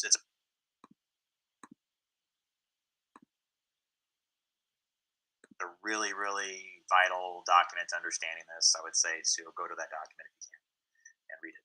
Okay, so it says, this is from Bob Beck talking about various experiments they were using with extremely low frequency devices. So it says, we began using little boxes about half this size, and you'll see a picture of this one in the middle. It would alter that person's state of consciousness, and I was doing this before I began to realize the consequences of it. After a while, I'll tell you that we're not doing it anymore. The little boxes on the left. I'm assuming there was visuals with this original. There wasn't with the one I found. After we found that this thing could alter moods, the question came up, is this hypnosis? Suggestion? Am I a magician? Am I doing it? So it occurred to me that I'd carried this thing around me in my pocket. Now I'm a bachelor. I've been divorced for 20-some years, so I eat out 3 meals a day. So when I went to Denny's Coffee on Sunset Boulevard, I put this thing in my pocket, and occasionally I set it at a specific frequency that I'm not going to mention because I've been asked not to by people who can ask other people not to do things. And pretty soon, the waitress would start dropping coffee into the laps of patrons. The babies would start screaming. The people within a 10, 12-foot radius, that's a 20-foot room, would start freaking out. I surreptitiously turned this thing to 2 hertz higher in frequencies. A simulated sigh of relief. You could hear the room calm down. If you had a pocket Radio Shack decibel meter, the cocktail level effect, the volume of the conversation will drop noticeably in decibels. Okay, we had something here, and we knew the Soviet research had gone underground. Why the Soviet research had gone underground? At least the papers were no longer being published at the same rate that they were. The magnetic H wave penetrates everything. So I just want to say that that's very relevant there because you have effectively one of the biggest experts in the field telling you that even back in 1978, he was talking about having a handheld device that could do this inside a room. Yet there's not a lot of known mechanisms that I'm aware of that can detect these things easily or know when somebody's trying to do this. So it seems to me that would be an important thing to figure out. So it says the magnetic H wave penetrates everything. Our own government was playing at that time God, I guess, with the multi-billion-dollar Project Sanguine. Their purpose was to communicate with submarines underwater with E.L.F. magnetic fields. The project was kicked out of Wisconsin, Michigan, and a few other places by people who had a certain nervousness about environmental disruption. They're trying to use power lines as antenna systems surreptitiously. Let's look at what they were trying to do so they could talk to the submarines this way. This is a better way of doing it. Frequency, less than 100 hertz. How's that for coy? The total length could be up to 1,600 miles long. Antenna line, okay, so we don't have to get into this, guys. So he's getting all the technical details. You can read all that on your own.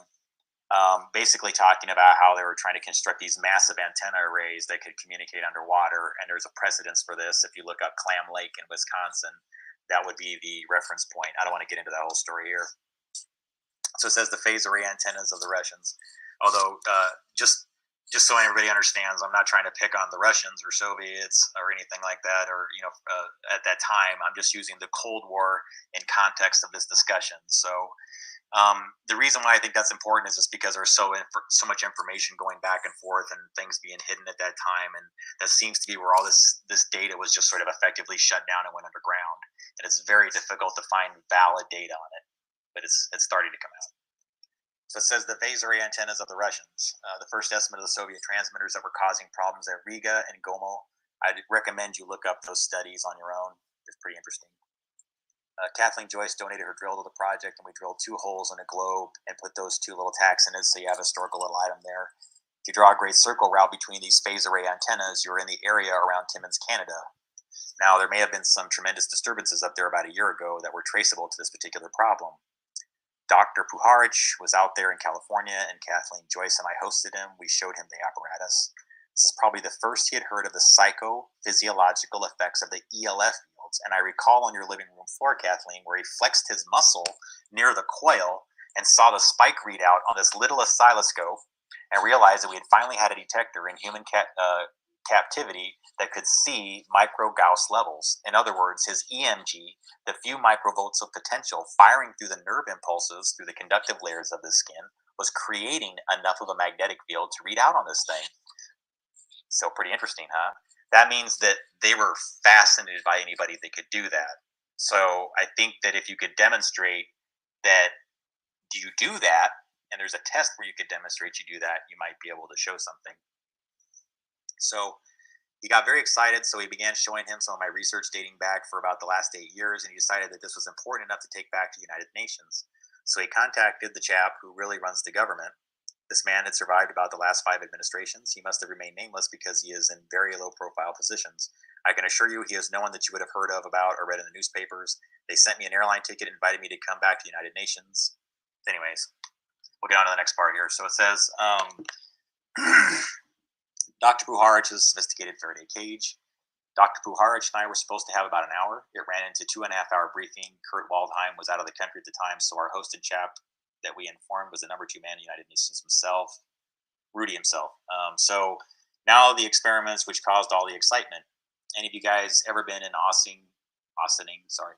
New York, and seen this Faraday cage, the home of Dr. Puharich, 87 Hawkins Avenue, about 40 miles north of New York City? It was probably the most sophisticated cage. I'm going to interrupt this just really quick, guys. Does anybody else find it just a bit curious? Let me put this up here really quick. Does anybody else find it just a bit curious that one of the main psychic research Faraday cages was at 87 Hawkins? You know something, guys? The people that are kind of trolling about what they know but bury it within science fiction love that word Hawkins. Again, it's not like it's the most uncommon name in the world, but it is something that they use. And if you're familiar with the series Stranger Things, where does it all take place? Where does all the psychic research about 11 and the dark lab that's underground and everything take place? Well, that would be Hawkins Lab. Same spelling. So my guess is that's probably a data set you want to pay attention to, because that's why I stopped watching that show. I thought it was interesting for the first season or two. And then increasingly, I became more and more disturbed at how much it appears to be covering up while pretending that it's disclosure.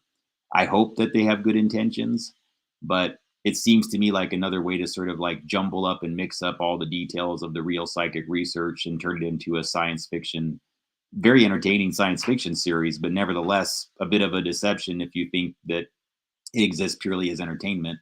A lot of times that's kind of how they do things. They take real stories about real people that they don't want to have, put out there in the public, and they throw them all into this gumbo of fiction that they can always take credit for later as calling disclosure, because there's a whole bunch of people who will write it off as such because they just love Hollywood. No, it had to be benevolent disclosure. Hey, I'm with you guys. Sometimes I do it myself. I really don't know who has what intentions, but that one just started to resonate off a bit with me. And I was kind of like, I'm not sure about that. So anyways, back to it.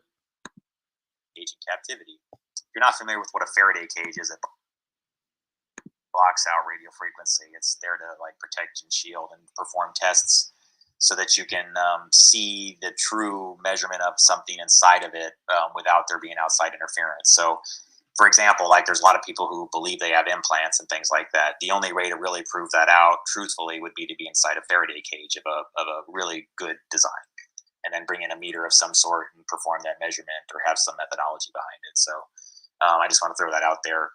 If you do believe there's something involving radio frequency in you, then a Faraday cage is the way to prove it out. But of course, access is a whole other challenge. But anyway, separate discussion. The thing, it says, okay, in other words, this has H-wave shielding and copper shielding for the E-wave Faraday cage. The thing probably has as much attenuation as one at MIT, the triple new metal cage. Okay, what we did here was we took this little box. This box has been disarmed. It is only mildly psychoactive. We did this at the request of the people who tell us to do things. This is the one. We placed it outside the Faraday cage. We sealed it up. Incidentally, the pickup, the magnetic pickup coil, is over here in this plastic garbage can filled with sand to act as a microseismic damper, so that we weren't seeing quite as much vibration. I think that's interesting about vibration, right? When it's E.L.F. frequency. We worked with several subjects, and this little box was run by one of Dr. Bruharich's secretaries outside. She was told to turn the dial a little bit, turn it on, don't tell us what's happening, turn it off, turn the dial to another number, turn it on, turn it off. Total double blind. No one inside the cage knew what was going to happen or when it was going to happen. The subject's brainwaves were going to one channel on a chart recorder with zero crosstalk. The other chart with a tape recorder was going to a low magnetic pickup, so we could compare the brainwaves of the subjects with what was happening magnetically inside of the absolutely airtight, secure environment. The chart readings, the one at the top and bottom, were 180-degree changes at the magnetic pickup. The center portion of that chart was a human subject's brainwaves over the range of 6 hertz to 14 hertz. With some subject, there was 100% entrainment of frequency and phase. Get that. They locked on total. A little box the size of a package of cigarettes, when it uses the neural frequency principle, can entrain the brainwaves of a subject inside a totally shielded room without his knowledge, consent, etc. That's what this is all about. Okay? There you go. What we're saying here by entrainment, if you look at the shape of the wave, they all fall in the same time rate. Starling from a half of a second to 4 seconds after the box goes on. The brain waves, the neurons are all being, it's starting, apologize, are being driven driven by this little magnetic oscillator. It is down below 25 nanoteslas at the source. A nano is 1/1000th of 1 Tesla. A Tesla is 10th to the 4th Gauss. This is interesting. I'm not going to get into this too much, but if you want to do some research on this study, back in March the 26th and 27th of this year, 1978, this guy, Mike Thiel, a journalist for in Eugene, Oregon, registered guard, decided to take his life in his hands and write about some of the things that have been happening up here. There's a whole bunch of E.L.F. things that were going on, making people sick in Eugene. And I have something that I did on this, and I'll connect to it inside the comments or the description section so you can see it from there. So I'll link to that, and then from those articles, you can link to this. If that makes sense. So I'm not going to go there yet. So there you go. That kind of ties together all these things, right? So remember what they said. For the size of a cigarette box, you can influence this little guy right here, the pineal gland. And remember, the pineal gland transmits data and receives data. So what Bob Beck was talking about was a device that talks to this, and this therefore sends out signals in return. And what he was telling you was that they locked on a signal. They changed their natural state. So if this person was naturally at 6 hertz, they changed to 7 or 8. They could do that with a small device inside a shielded room. Now, take that into. Yeah, guys. So it's like that. Hang on. So what you got to remember here when you're looking at this diagram. Hang on here. Okay. So this is responsible for processing your 3D projection. And so when it is being manipulated with electromagnetic pulse or other means of magnetic resonance, there's almost nothing you can do. Like if it makes your body feel it, it's affecting your perception. If you can feel it, it's affecting your perception. If it's electromagnetic and you hold it in your hand, it can affect your perception. Okay? Because there's everything on your fingers that you're holding your phone with and tapping your fingertips on. I mean, guys, what I'm trying to tell you is like what I test on the bio well when I'm doing these like it's more your life readings, your your biofield reading. It takes a measurement from the same fingers and it can read a full map going all the way down to your feet of what your biofield is. It can map it all from your fingertips because it is a representation of the energy flow there relative to like to Angelica's point earlier, like the reflexology, acupuncture concepts, things that are known by Chinese medicine a lot. Not the only ones who know about it, but just, they were big pioneers in it. But again, remember, like Chinese inventions, especially, they were worried about what they knew. And if they develop systems where they have them, most of the parts that go inside these phones are made in China, they popularized a term called qi for the wireless energy charging system. Well, qi is what the Chinese refer to as human energy. I mean, if you look up the idea here, just look up qi Wikipedia, not AI, sorry, qi wiki.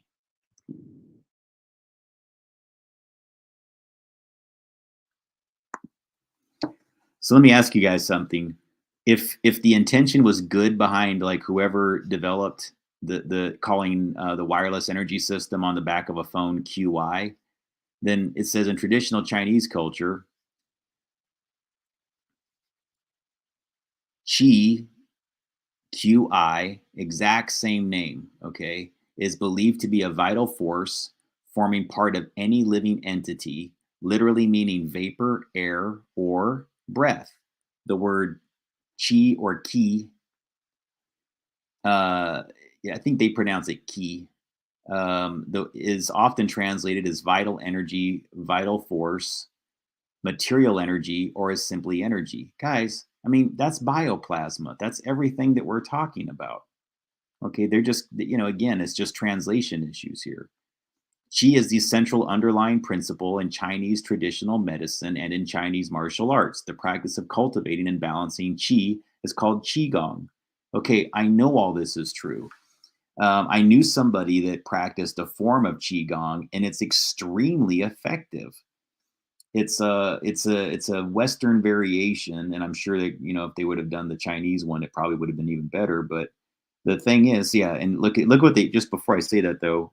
Well, anyways, that involved energy transfer from this part of the hands in a very light, barely manipulated way to where you don't even hardly touch the skin and the muscles. It's almost like you float over it, but there's a slight bit of touch.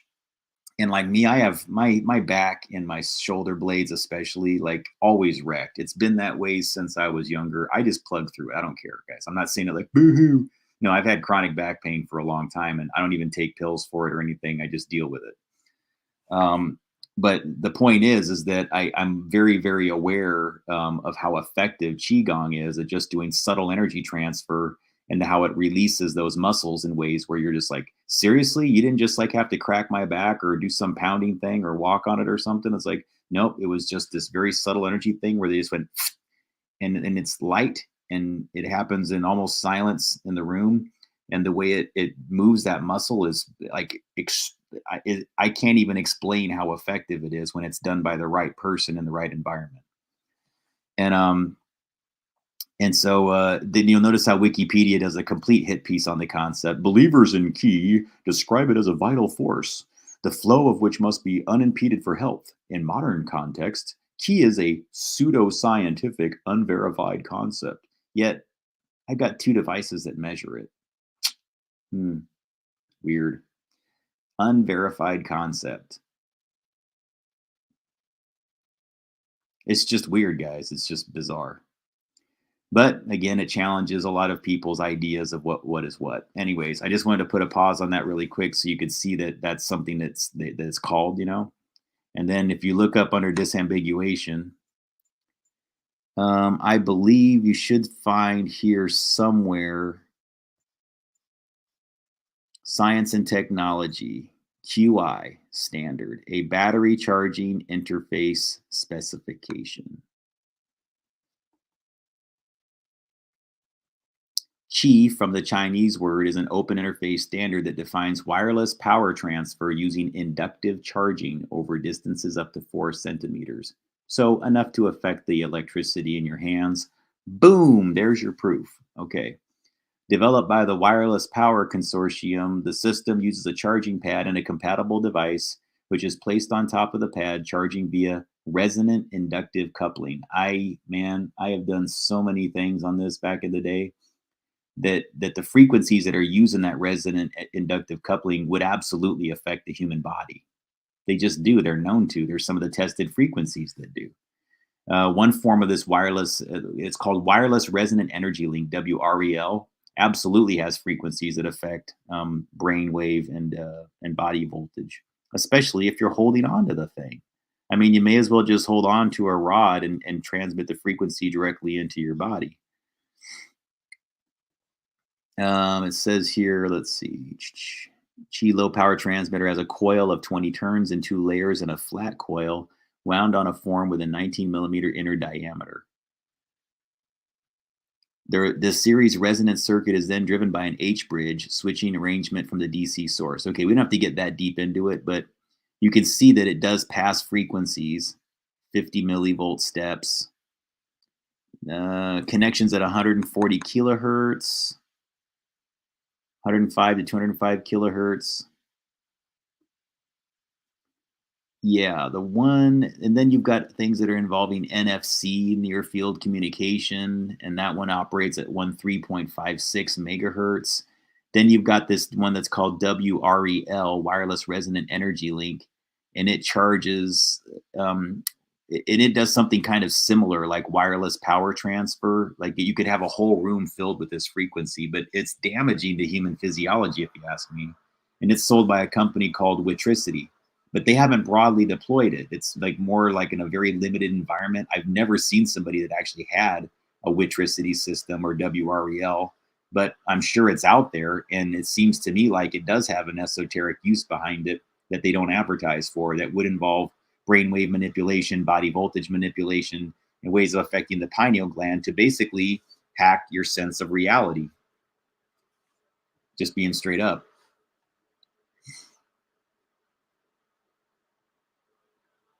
So yeah, to me, out of everything that's out there, folks, this is the types of things that I'm most concerned about because it's held in everybody's hand. And there's like near field communication. See, there's another way. So this will like give you more data on this concept. See this, like I told you, using a frequency of 13.56 megahertz in the globally available unlicensed radio frequency band. Okay, so what that means, folks, is that all around the world, anybody can just take this signal and reuse it. And what makes this a little bit disturbing is that I've observed that nearly any affordable spectrum analyzer avoids that range. They'll make the spectrum analyzers 30 megahertz and up. They may get down to like 15 megahertz sometimes, but by and large, they don't come near that frequency with their testing capabilities. So it's like they're trying to like keep people, I think, from maybe even testing it. It's a hypothesis, but it doesn't mean I'm right. But yeah, it did seem like it would be an easy enough thing for somebody to drop down those spectrum analyzers and open it up for, down to 1 megahertz even. But for some strange reason, quite a number of them just end right there and you can't test any further. Okay, I don't want to get too deep into this. I already went a little bit too far off the beaten path here. So the point is, guys, though, yes, if what you're holding affects these areas and you grip your phone all day long, that's signal pumping in. And got news for you. This connects to this. When you pump electricity or have exposure to wireless signals anywhere inside your hand, it goes through the whole body. It really does. At the end of this, I'll give you a better demonstration of that. I'll show you an article of the BioL-GDV in case you don't know what I'm talking about when it comes to measuring these things, because it's measurable. That's why, like, now that they're saying these things, like, well, we don't really know. Yes, you do. That's why, excuse me. Oh, sorry, excuse me. Yes, you do. And that's why when you're discussing it, you have to sort of deviate people away, say, well, we don't really know what that does. Well, if they acknowledge that these cameras actually measured something, or that the life meter measured something, then they would be forced to go like, oh, well, maybe we shouldn't do that with the phone. But why was it designed that way to begin with?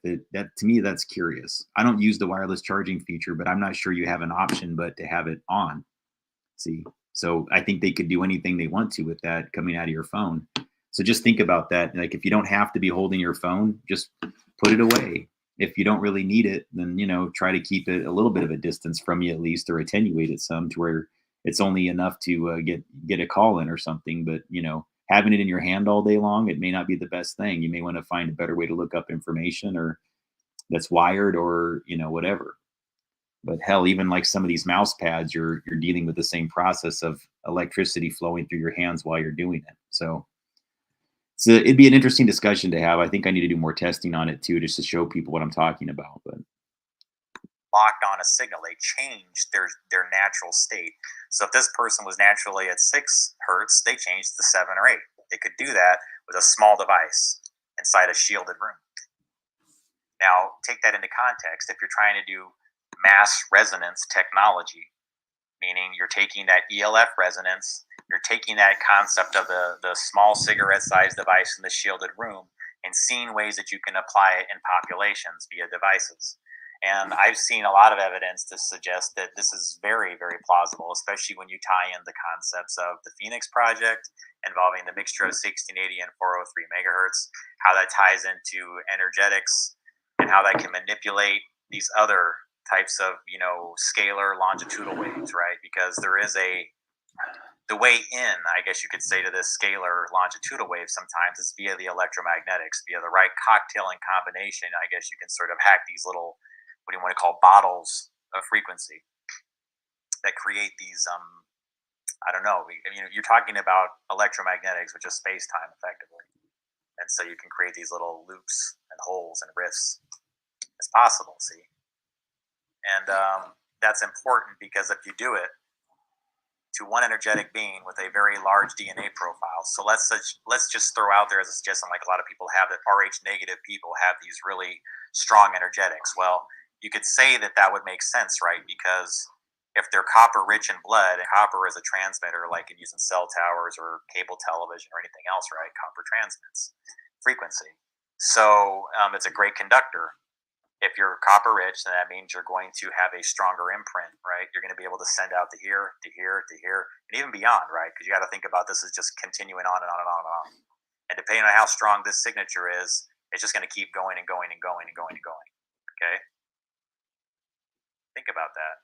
So why would mind control be important? Because you're working on mass resonance. If you know via your DNA RNA research that there's certain people here, not down here. This is useful though, right? You want to know where they all are.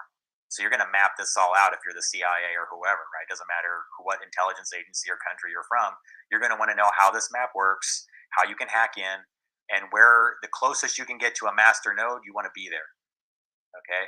If you can hack this, then you got all the rest of this. Then it's a matter of either, changing the opinions, changing the attitudes, changing the ideology, changing the perception of this one, and then that sends the information down the grid, the nodal network grid, that all technology is doing is mirroring within human consciousness.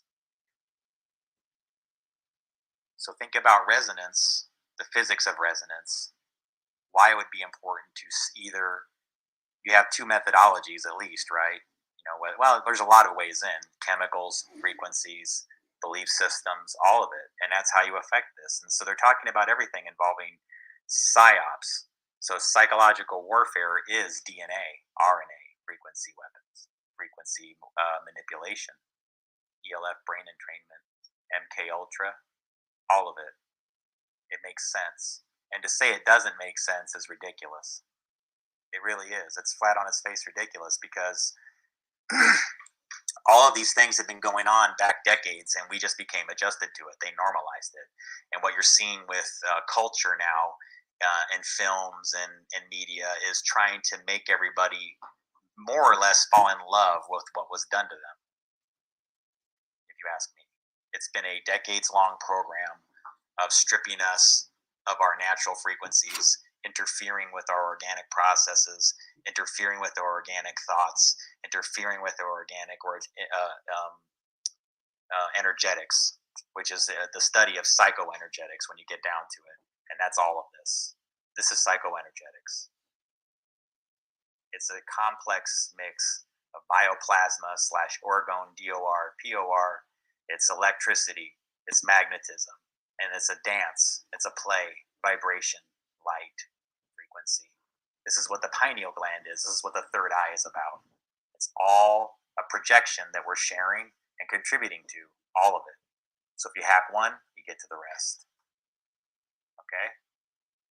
So that's the meat of everything here, but I'm going to do a little bit more into the ultraviolet and spectrum and talk about things involving terahertz and super high frequencies and the effects on other species, because I believe this should be discussed, because I don't think we should just talk about the humankind. I think we should talk about other species as well in relation to these studies and tests and the other possibilities of what might be going on.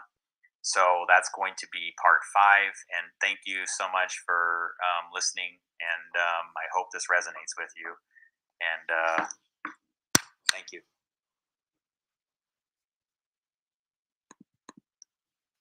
Any questions before it goes on to part 5? All right, welcome If back. so, This is part 5.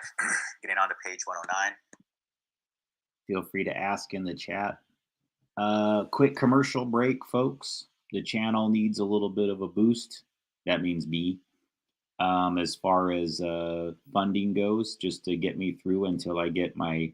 Those who don't know, I began a full-time job. So when you're seeing me on here, I've oftentimes did a full day of work, and then I take a little bit of a break, and then I come on here and I do a couple hours of streaming.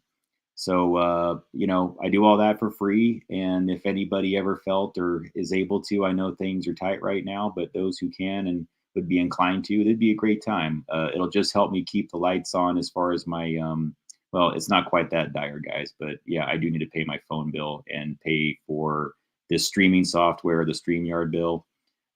So every little bit helps right now, but yeah, it's kind of down to the wire that much until I get paid. So, and after that, I probably won't be stopping commercial breaks. I don't mean to be the annoying NPR person or anything like that, but there is a bit of a need for it right now. So if you can, I do appreciate it. If not, don't worry about it, but you'll forgive me while I enter things into the chat section and everything like that for how to do that, PayPal and everything else like that for people who are interested. But again, always appreciate it. And I just enjoy your viewership, and the fact that you come in here at all is a blessing. So thank you very much for that. And back to the material. And if you have questions, go ahead and put them down there. And if I can, I might interrupt it, but otherwise I'll let it run. So, all right. So I'm going to breeze through this material pretty quick here. I don't want to spend a lot of time on the actual documents, because we're getting into some territory that frankly doesn't involve a lot of my own work experience. And since I don't have a lot of personal things that I can, I guess, add to it, I just want to present some information and some thoughts that I have on it in a more of a hypothetical sense and how it connects to everything else. But first, I'll just read through things that involve specific studies to show different correlations between things that people discuss as far as, you know, microwaves involving super high frequency, things of that nature, and the idea that you can sort of like cook, whether that be a person or an animal or whatever it is, from a distance, using these super high frequencies, and whether or not that was weaponized. And, you know, obviously we know that, right? There's a lot of available information about directed energy weapons and things of that nature. But there's also other applications that are a little bit more, I guess you could say, rogue in nature, that wouldn't require something quite that, you know, specialized. So let's just get onto this really quick. So getting into super high frequency and central nervous system and behavioral patterns. A review article concerning the effects of super high frequency, the wavelength from 1 millimeter to 1 meter on the central nervous system. Oh, by the way, let's do this something really quick here. So super high frequency is designated as 3 gigahertz to 30 gigahertz. Okay, just in case you're wanting to know before I move on. It says, although the work is primarily physiological, it is meaningful because it contains some of the most important areas of interest to the Soviets and could be correlated to work with other frequencies. Koledov reports that the effect of SHF on the functions of the central nervous system is of particular interest. So far, a few studies have dealt with this subject. Koledov contends that foreign investigators, chiefly American, use an SHF field with an intensity on the order of tens of watts, which results in a considerable heating of the brain. Now, that's effectively what a lot of the microwave backhaul systems are doing, nowadays, where they point one dish to the other dish and then they create a path. And I'll show you what that looks like a little bit later. But it doesn't always have to be that way, right? Because what they were testing here wasn't communication paths from one thing to the other. They were seeing what they could do with this to actually use it as a weapon.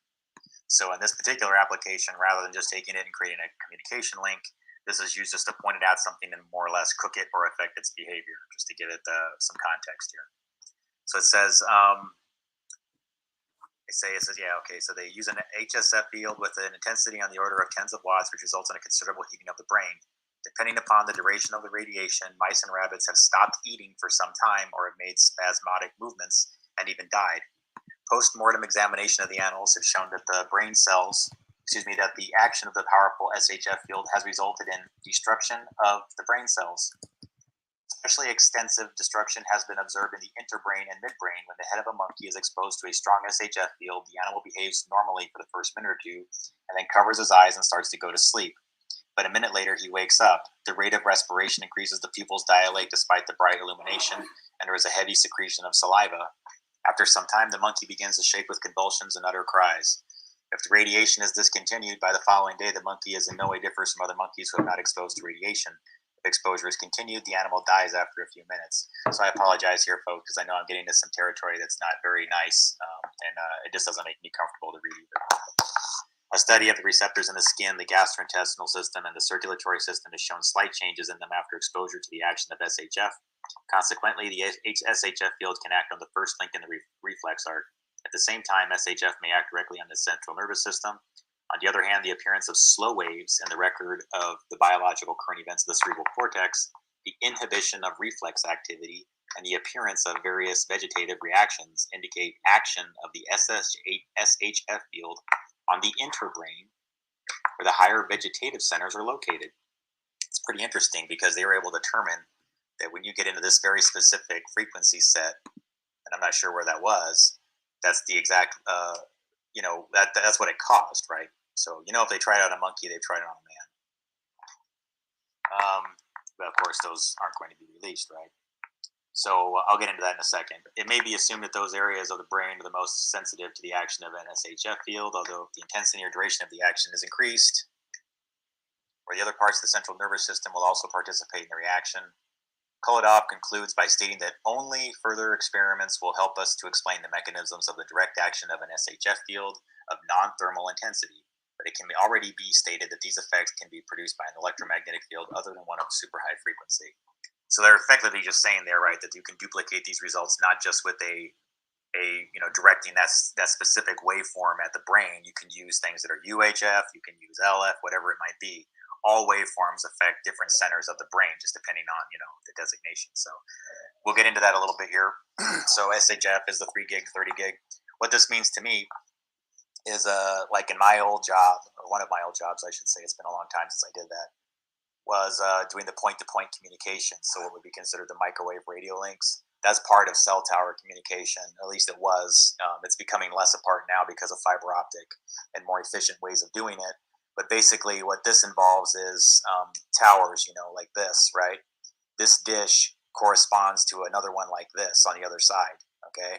And they have to have line of sight to one another to make this work because you're looking at one link here, okay? I'll get into that in a second, though.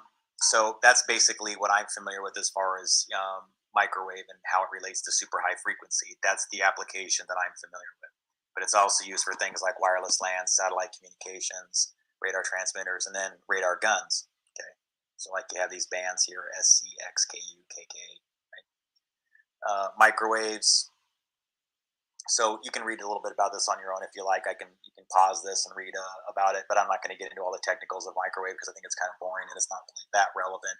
But needless to say, this is sort of an integral part of our communication systems. Microwaves are everywhere. They're used for a lot of different things, not just point-to-point communications, but they're used for all types of broadcasts, different bands of everything. So I'll let you go through that. But of specific interest to, I think you'll find here, is that radar guns operate on these various bands, and they specifically tell you 8 to 12 gigahertz, 18 to 27 gigahertz, 27 to 40 gigahertz. So I think that's pretty relevant because, if you're talking about things that are detectable.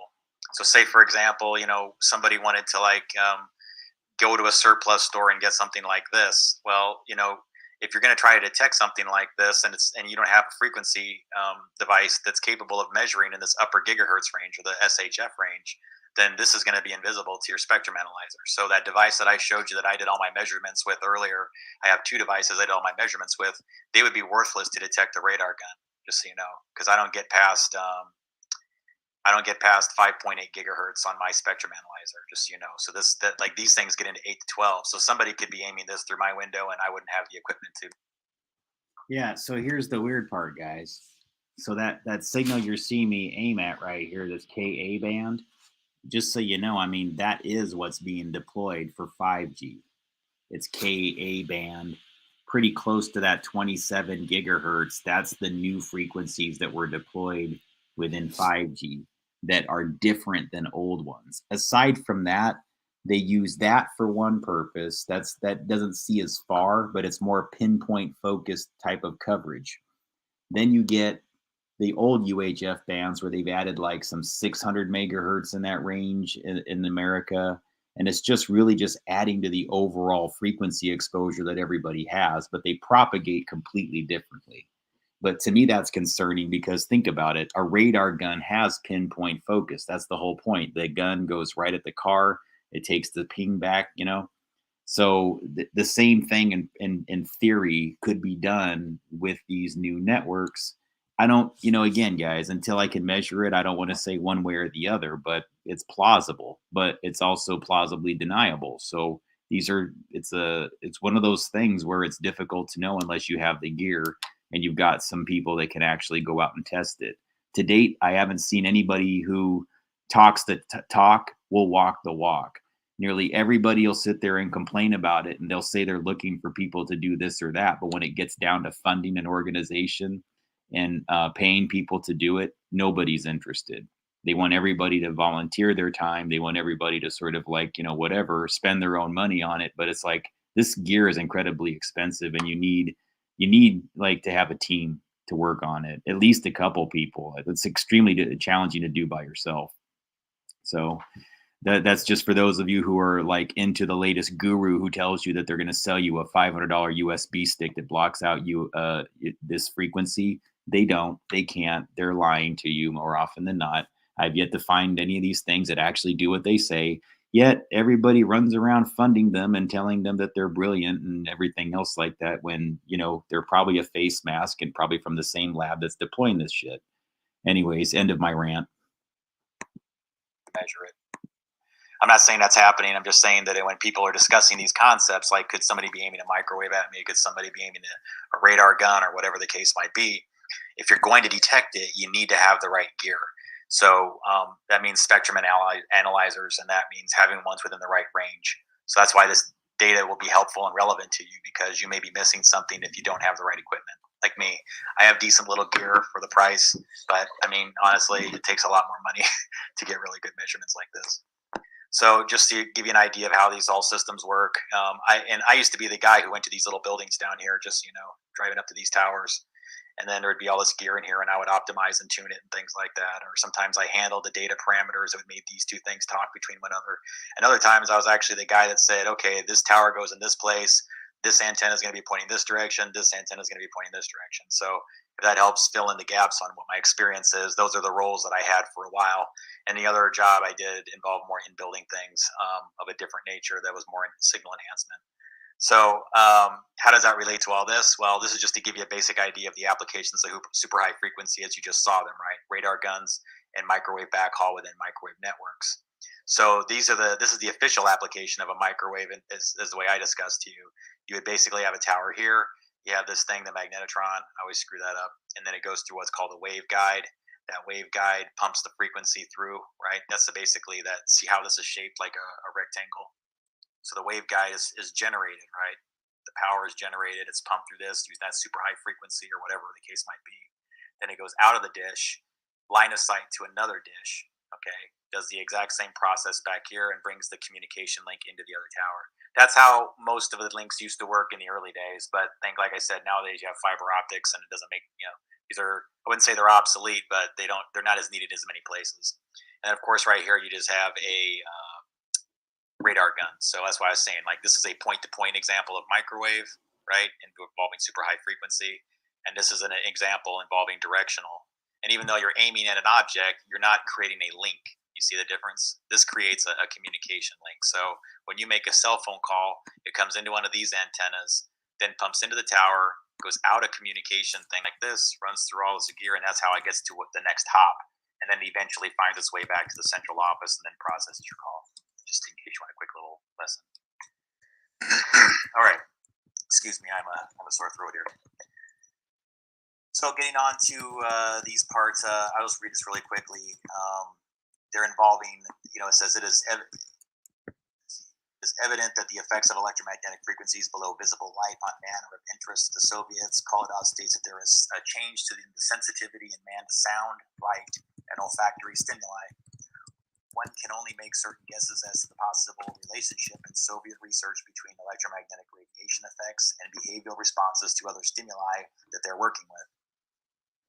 So I think that's relevant because we're starting to deal with spectrum that gets beyond what we've been discussing earlier, right? And again, we're getting into light spectrum and getting into the higher end of things where I don't know as much about infrared and UV, so I'm just going to give you some of your own research materials.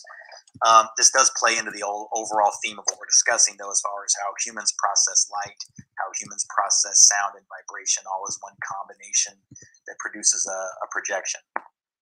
So,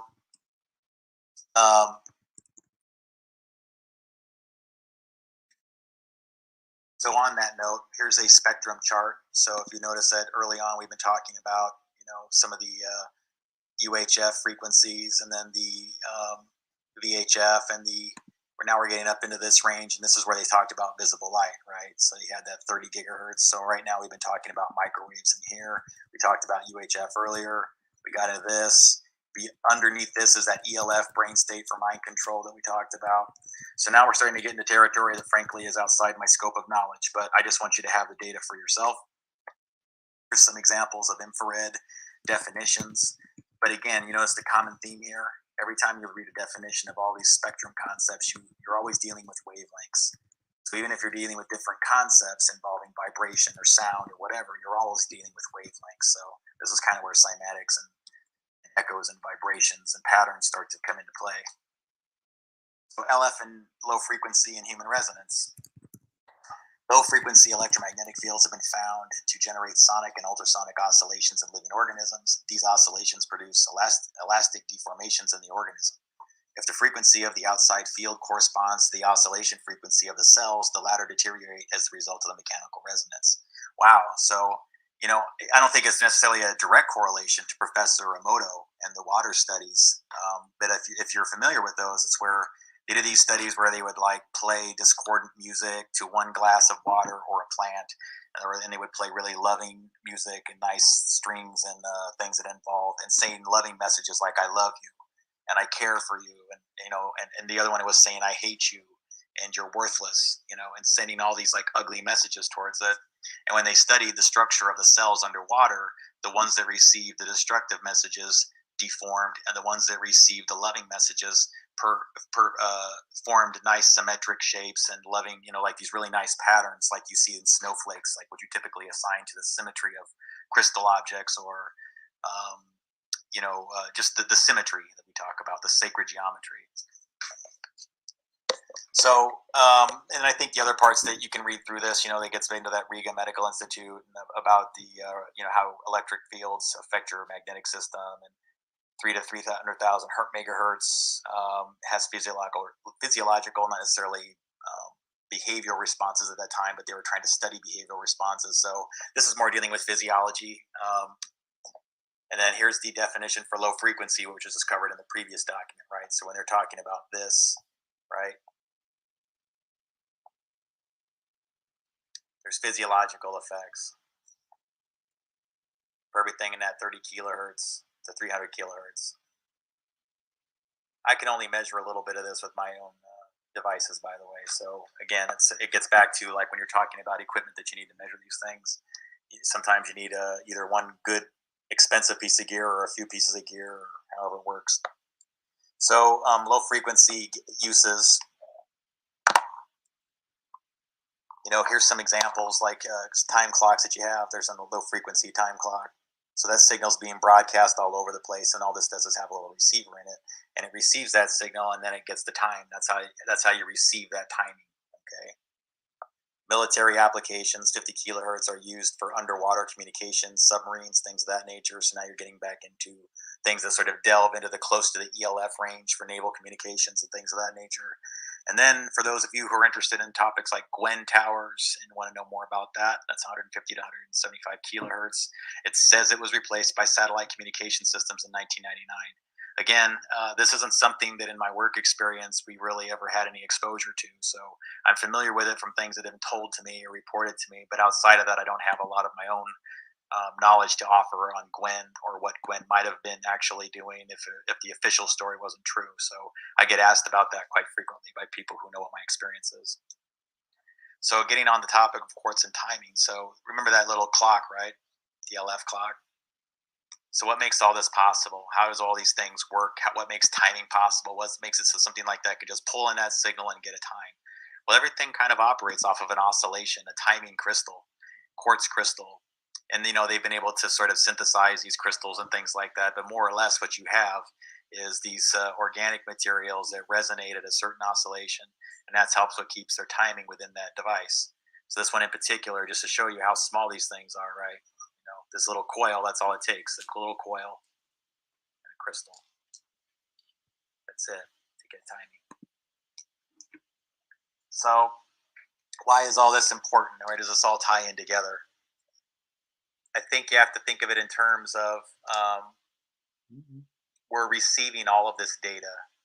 Okay, we're receiving spectrum on all levels. We receive it in infrared, ultraviolet. We receive it in ultra high frequency, super high frequency, terahertz. All of these things have, and we've demonstrated through this report time and time again through these studies, that every single one of these frequency bands has a direct impact on our physiology and for the vast majority of these studies, it's demonstrated that it can affect our behavior, whether that be through light flicker, whether that be through sound vibration, whether that be through an ultra high frequency intercepting natural telepathic communication paths, if it be through your E.L.F brain state being an alpha and having it change through a small device that can modify that and put it off of its natural oscillation.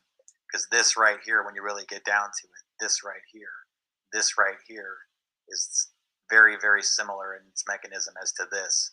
There's correlations to how that pineal gland works within your brain and the electronics work to make everything work, because all technology is doing is mirroring us. Okay, remember this one? Technology mirrors us. Just sending this information between paths. This is one person. This is another person. Light, frequency, waveguide.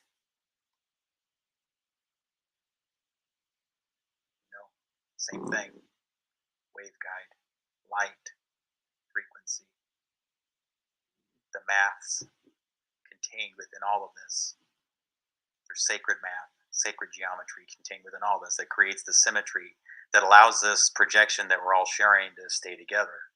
Okay, but it's deeper than that. Okay, you have these organic communication layers competing with inorganic communication layers. So, like we've been talking about telepathy, how does it operate? Well, you have the UHF band. It's going from here to this person, right? Before ultra high frequency existed, before 1970, well, long before 1972, because they were already using these things, but they started to ramp them all up. Why?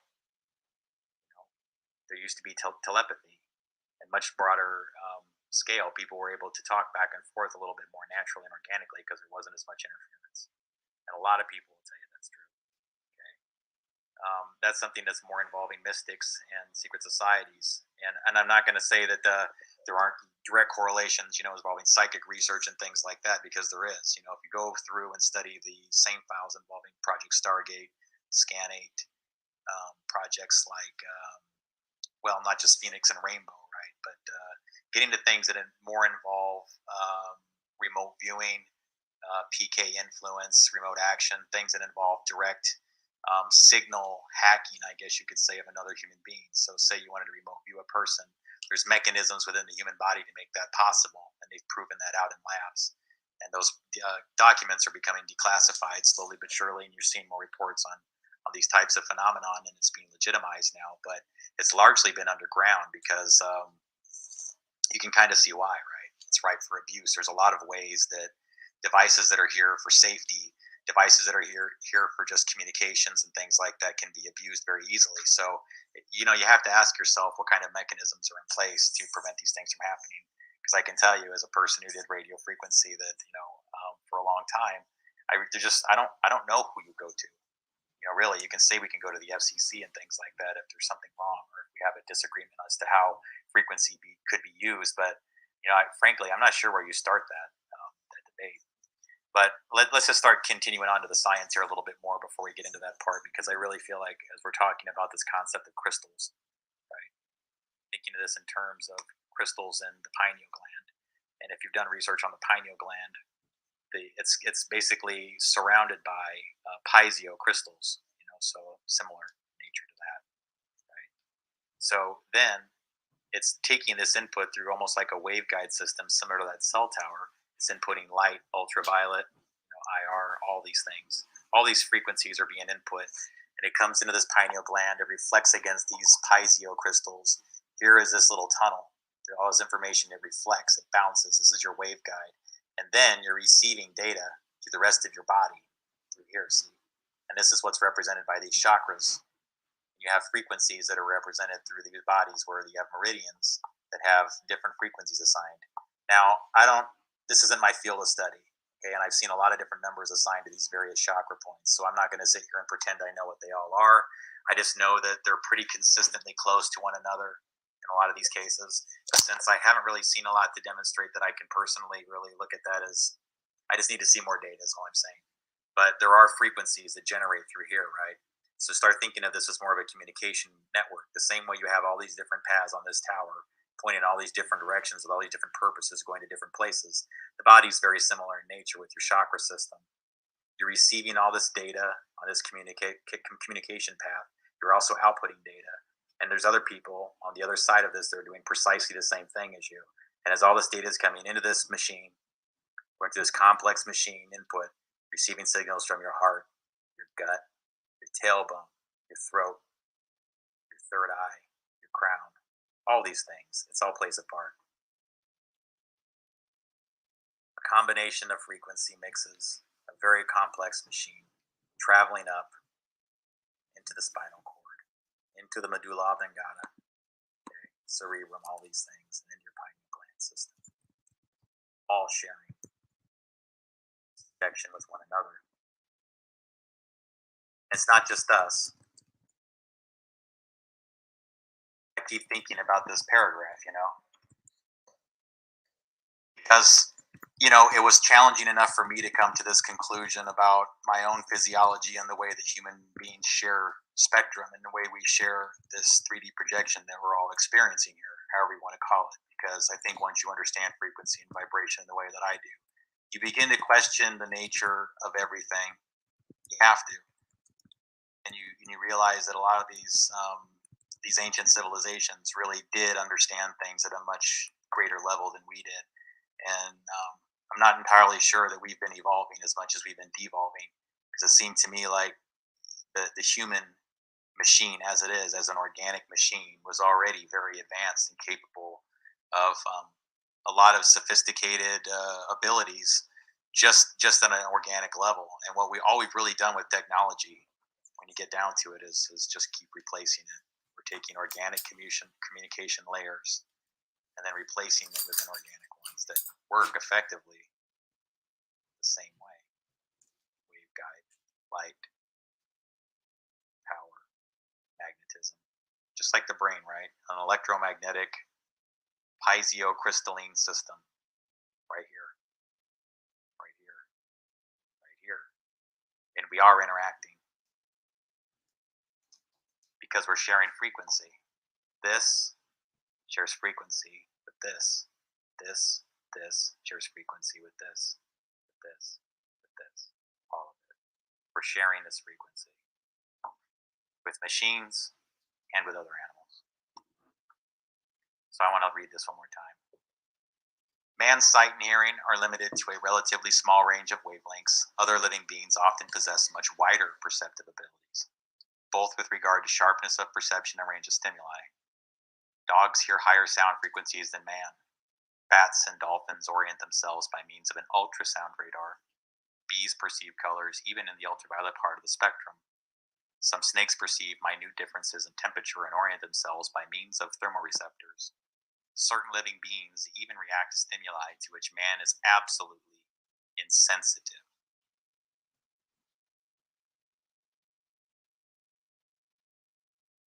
Some species of fish and homing pigeons, for instance, react to changes of the electric or magnetic field in their surroundings.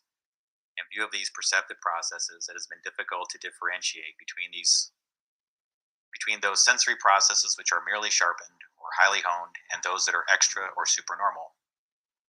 Certain military advantages would come from the application and control of these perceptive processes. Such application and control could be used in the detection and identification of animate objects or humans through brainwave interactions, mass hypnosis, or mind control through long-distance telepathy, thermal receptors, and sensitivity to changes in magnetic, electrical, gravitational fields. So I ask you, that was 1972.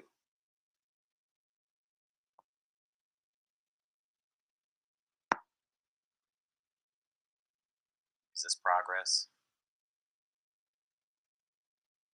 Or is this the system they were talking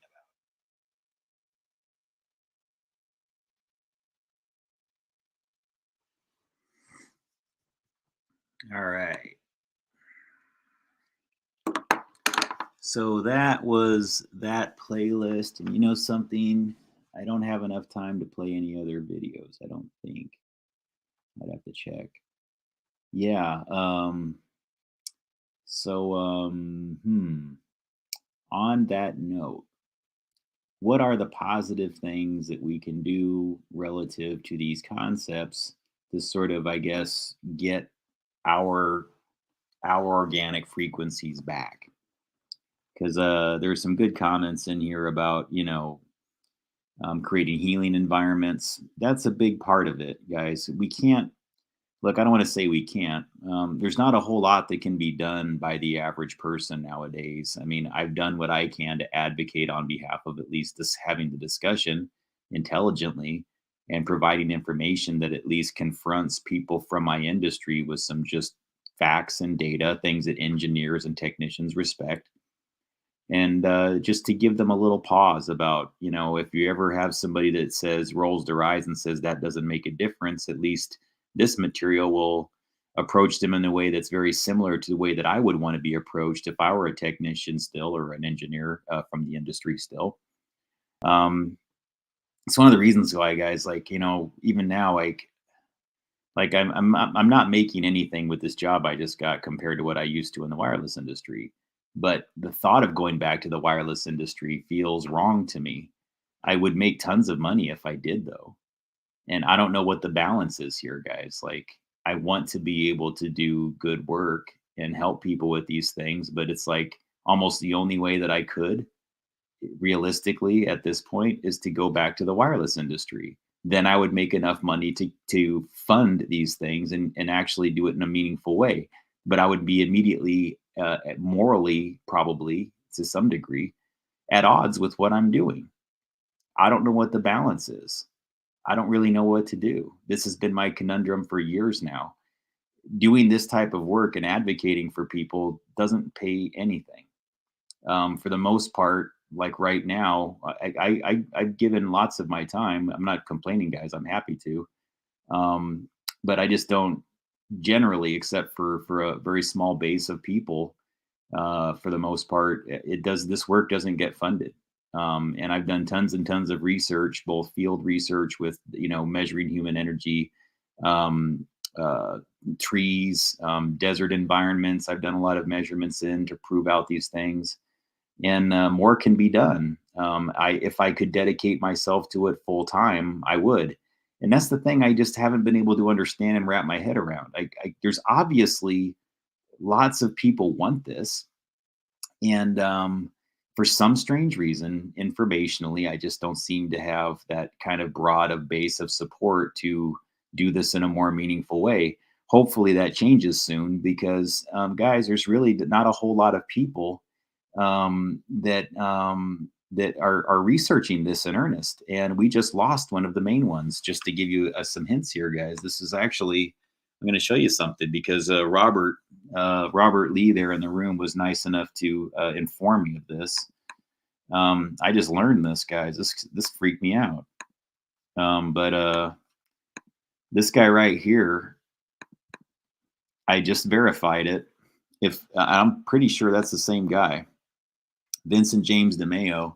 If you're familiar with the Orgone Lab, James DeMeo ran the Orgone Lab, and he lived pretty close to Roseland, which really isn't that far from Ashland. So I would bet, based on his appearance and everything, this was probably that James DeMeo. And,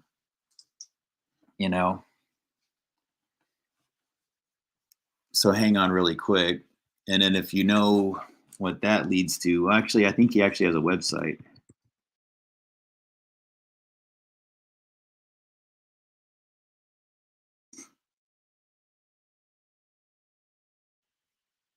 Yeah, right there. So this guy right here,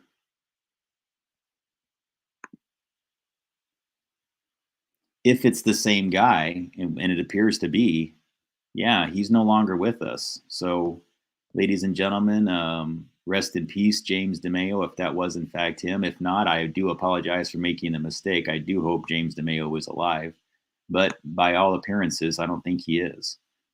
And aside from Wilhelm Reich, this guy was it. And he had a lab out in Oregon, has a lab out in Oregon, and he does orgone accumulators, the real things, guys, not the garbage that most people pretend is doing it. This is a cloud buster. He actually knew how to build ones that functioned as Wilhelm Reich designed.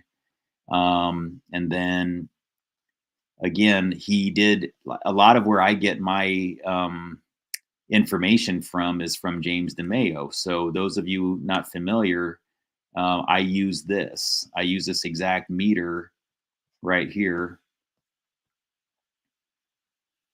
And James DeMeo was a person that was a big, promoter of this. And if you've seen my material, I've actually gone out into the desert and shown you how there's a significant difference between like what a tree would have and the soil surrounding it. And it's those kind of things that I've been trying to expand on. But man, I tell you, this is a real, this ain't cool. So I don't know, 73 feels a little bit young to die for a guy that was kind of knew as much about orgone as he did. So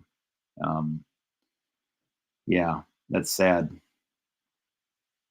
I didn't know that about William Tiller, but my guess is there's something else going on. So folks, those of us who are doing this, we're fewer and fewer in number, and we just lost like a guy that was like the closest thing to Wilhelm Reich that we have going on, as far as I knew. And you guys might like, one of my favorite authors and speakers is Robert Anton Wilson, speaks all on these topics involving occulted energy and just the occult in general. He wrote a lot of good books. I kind of consider him like a spiritual grandfather. He just is like the kind of guy that just spins yarns and tells stories. But he even talked about orgone and James DeMeo's research going back a long time ago.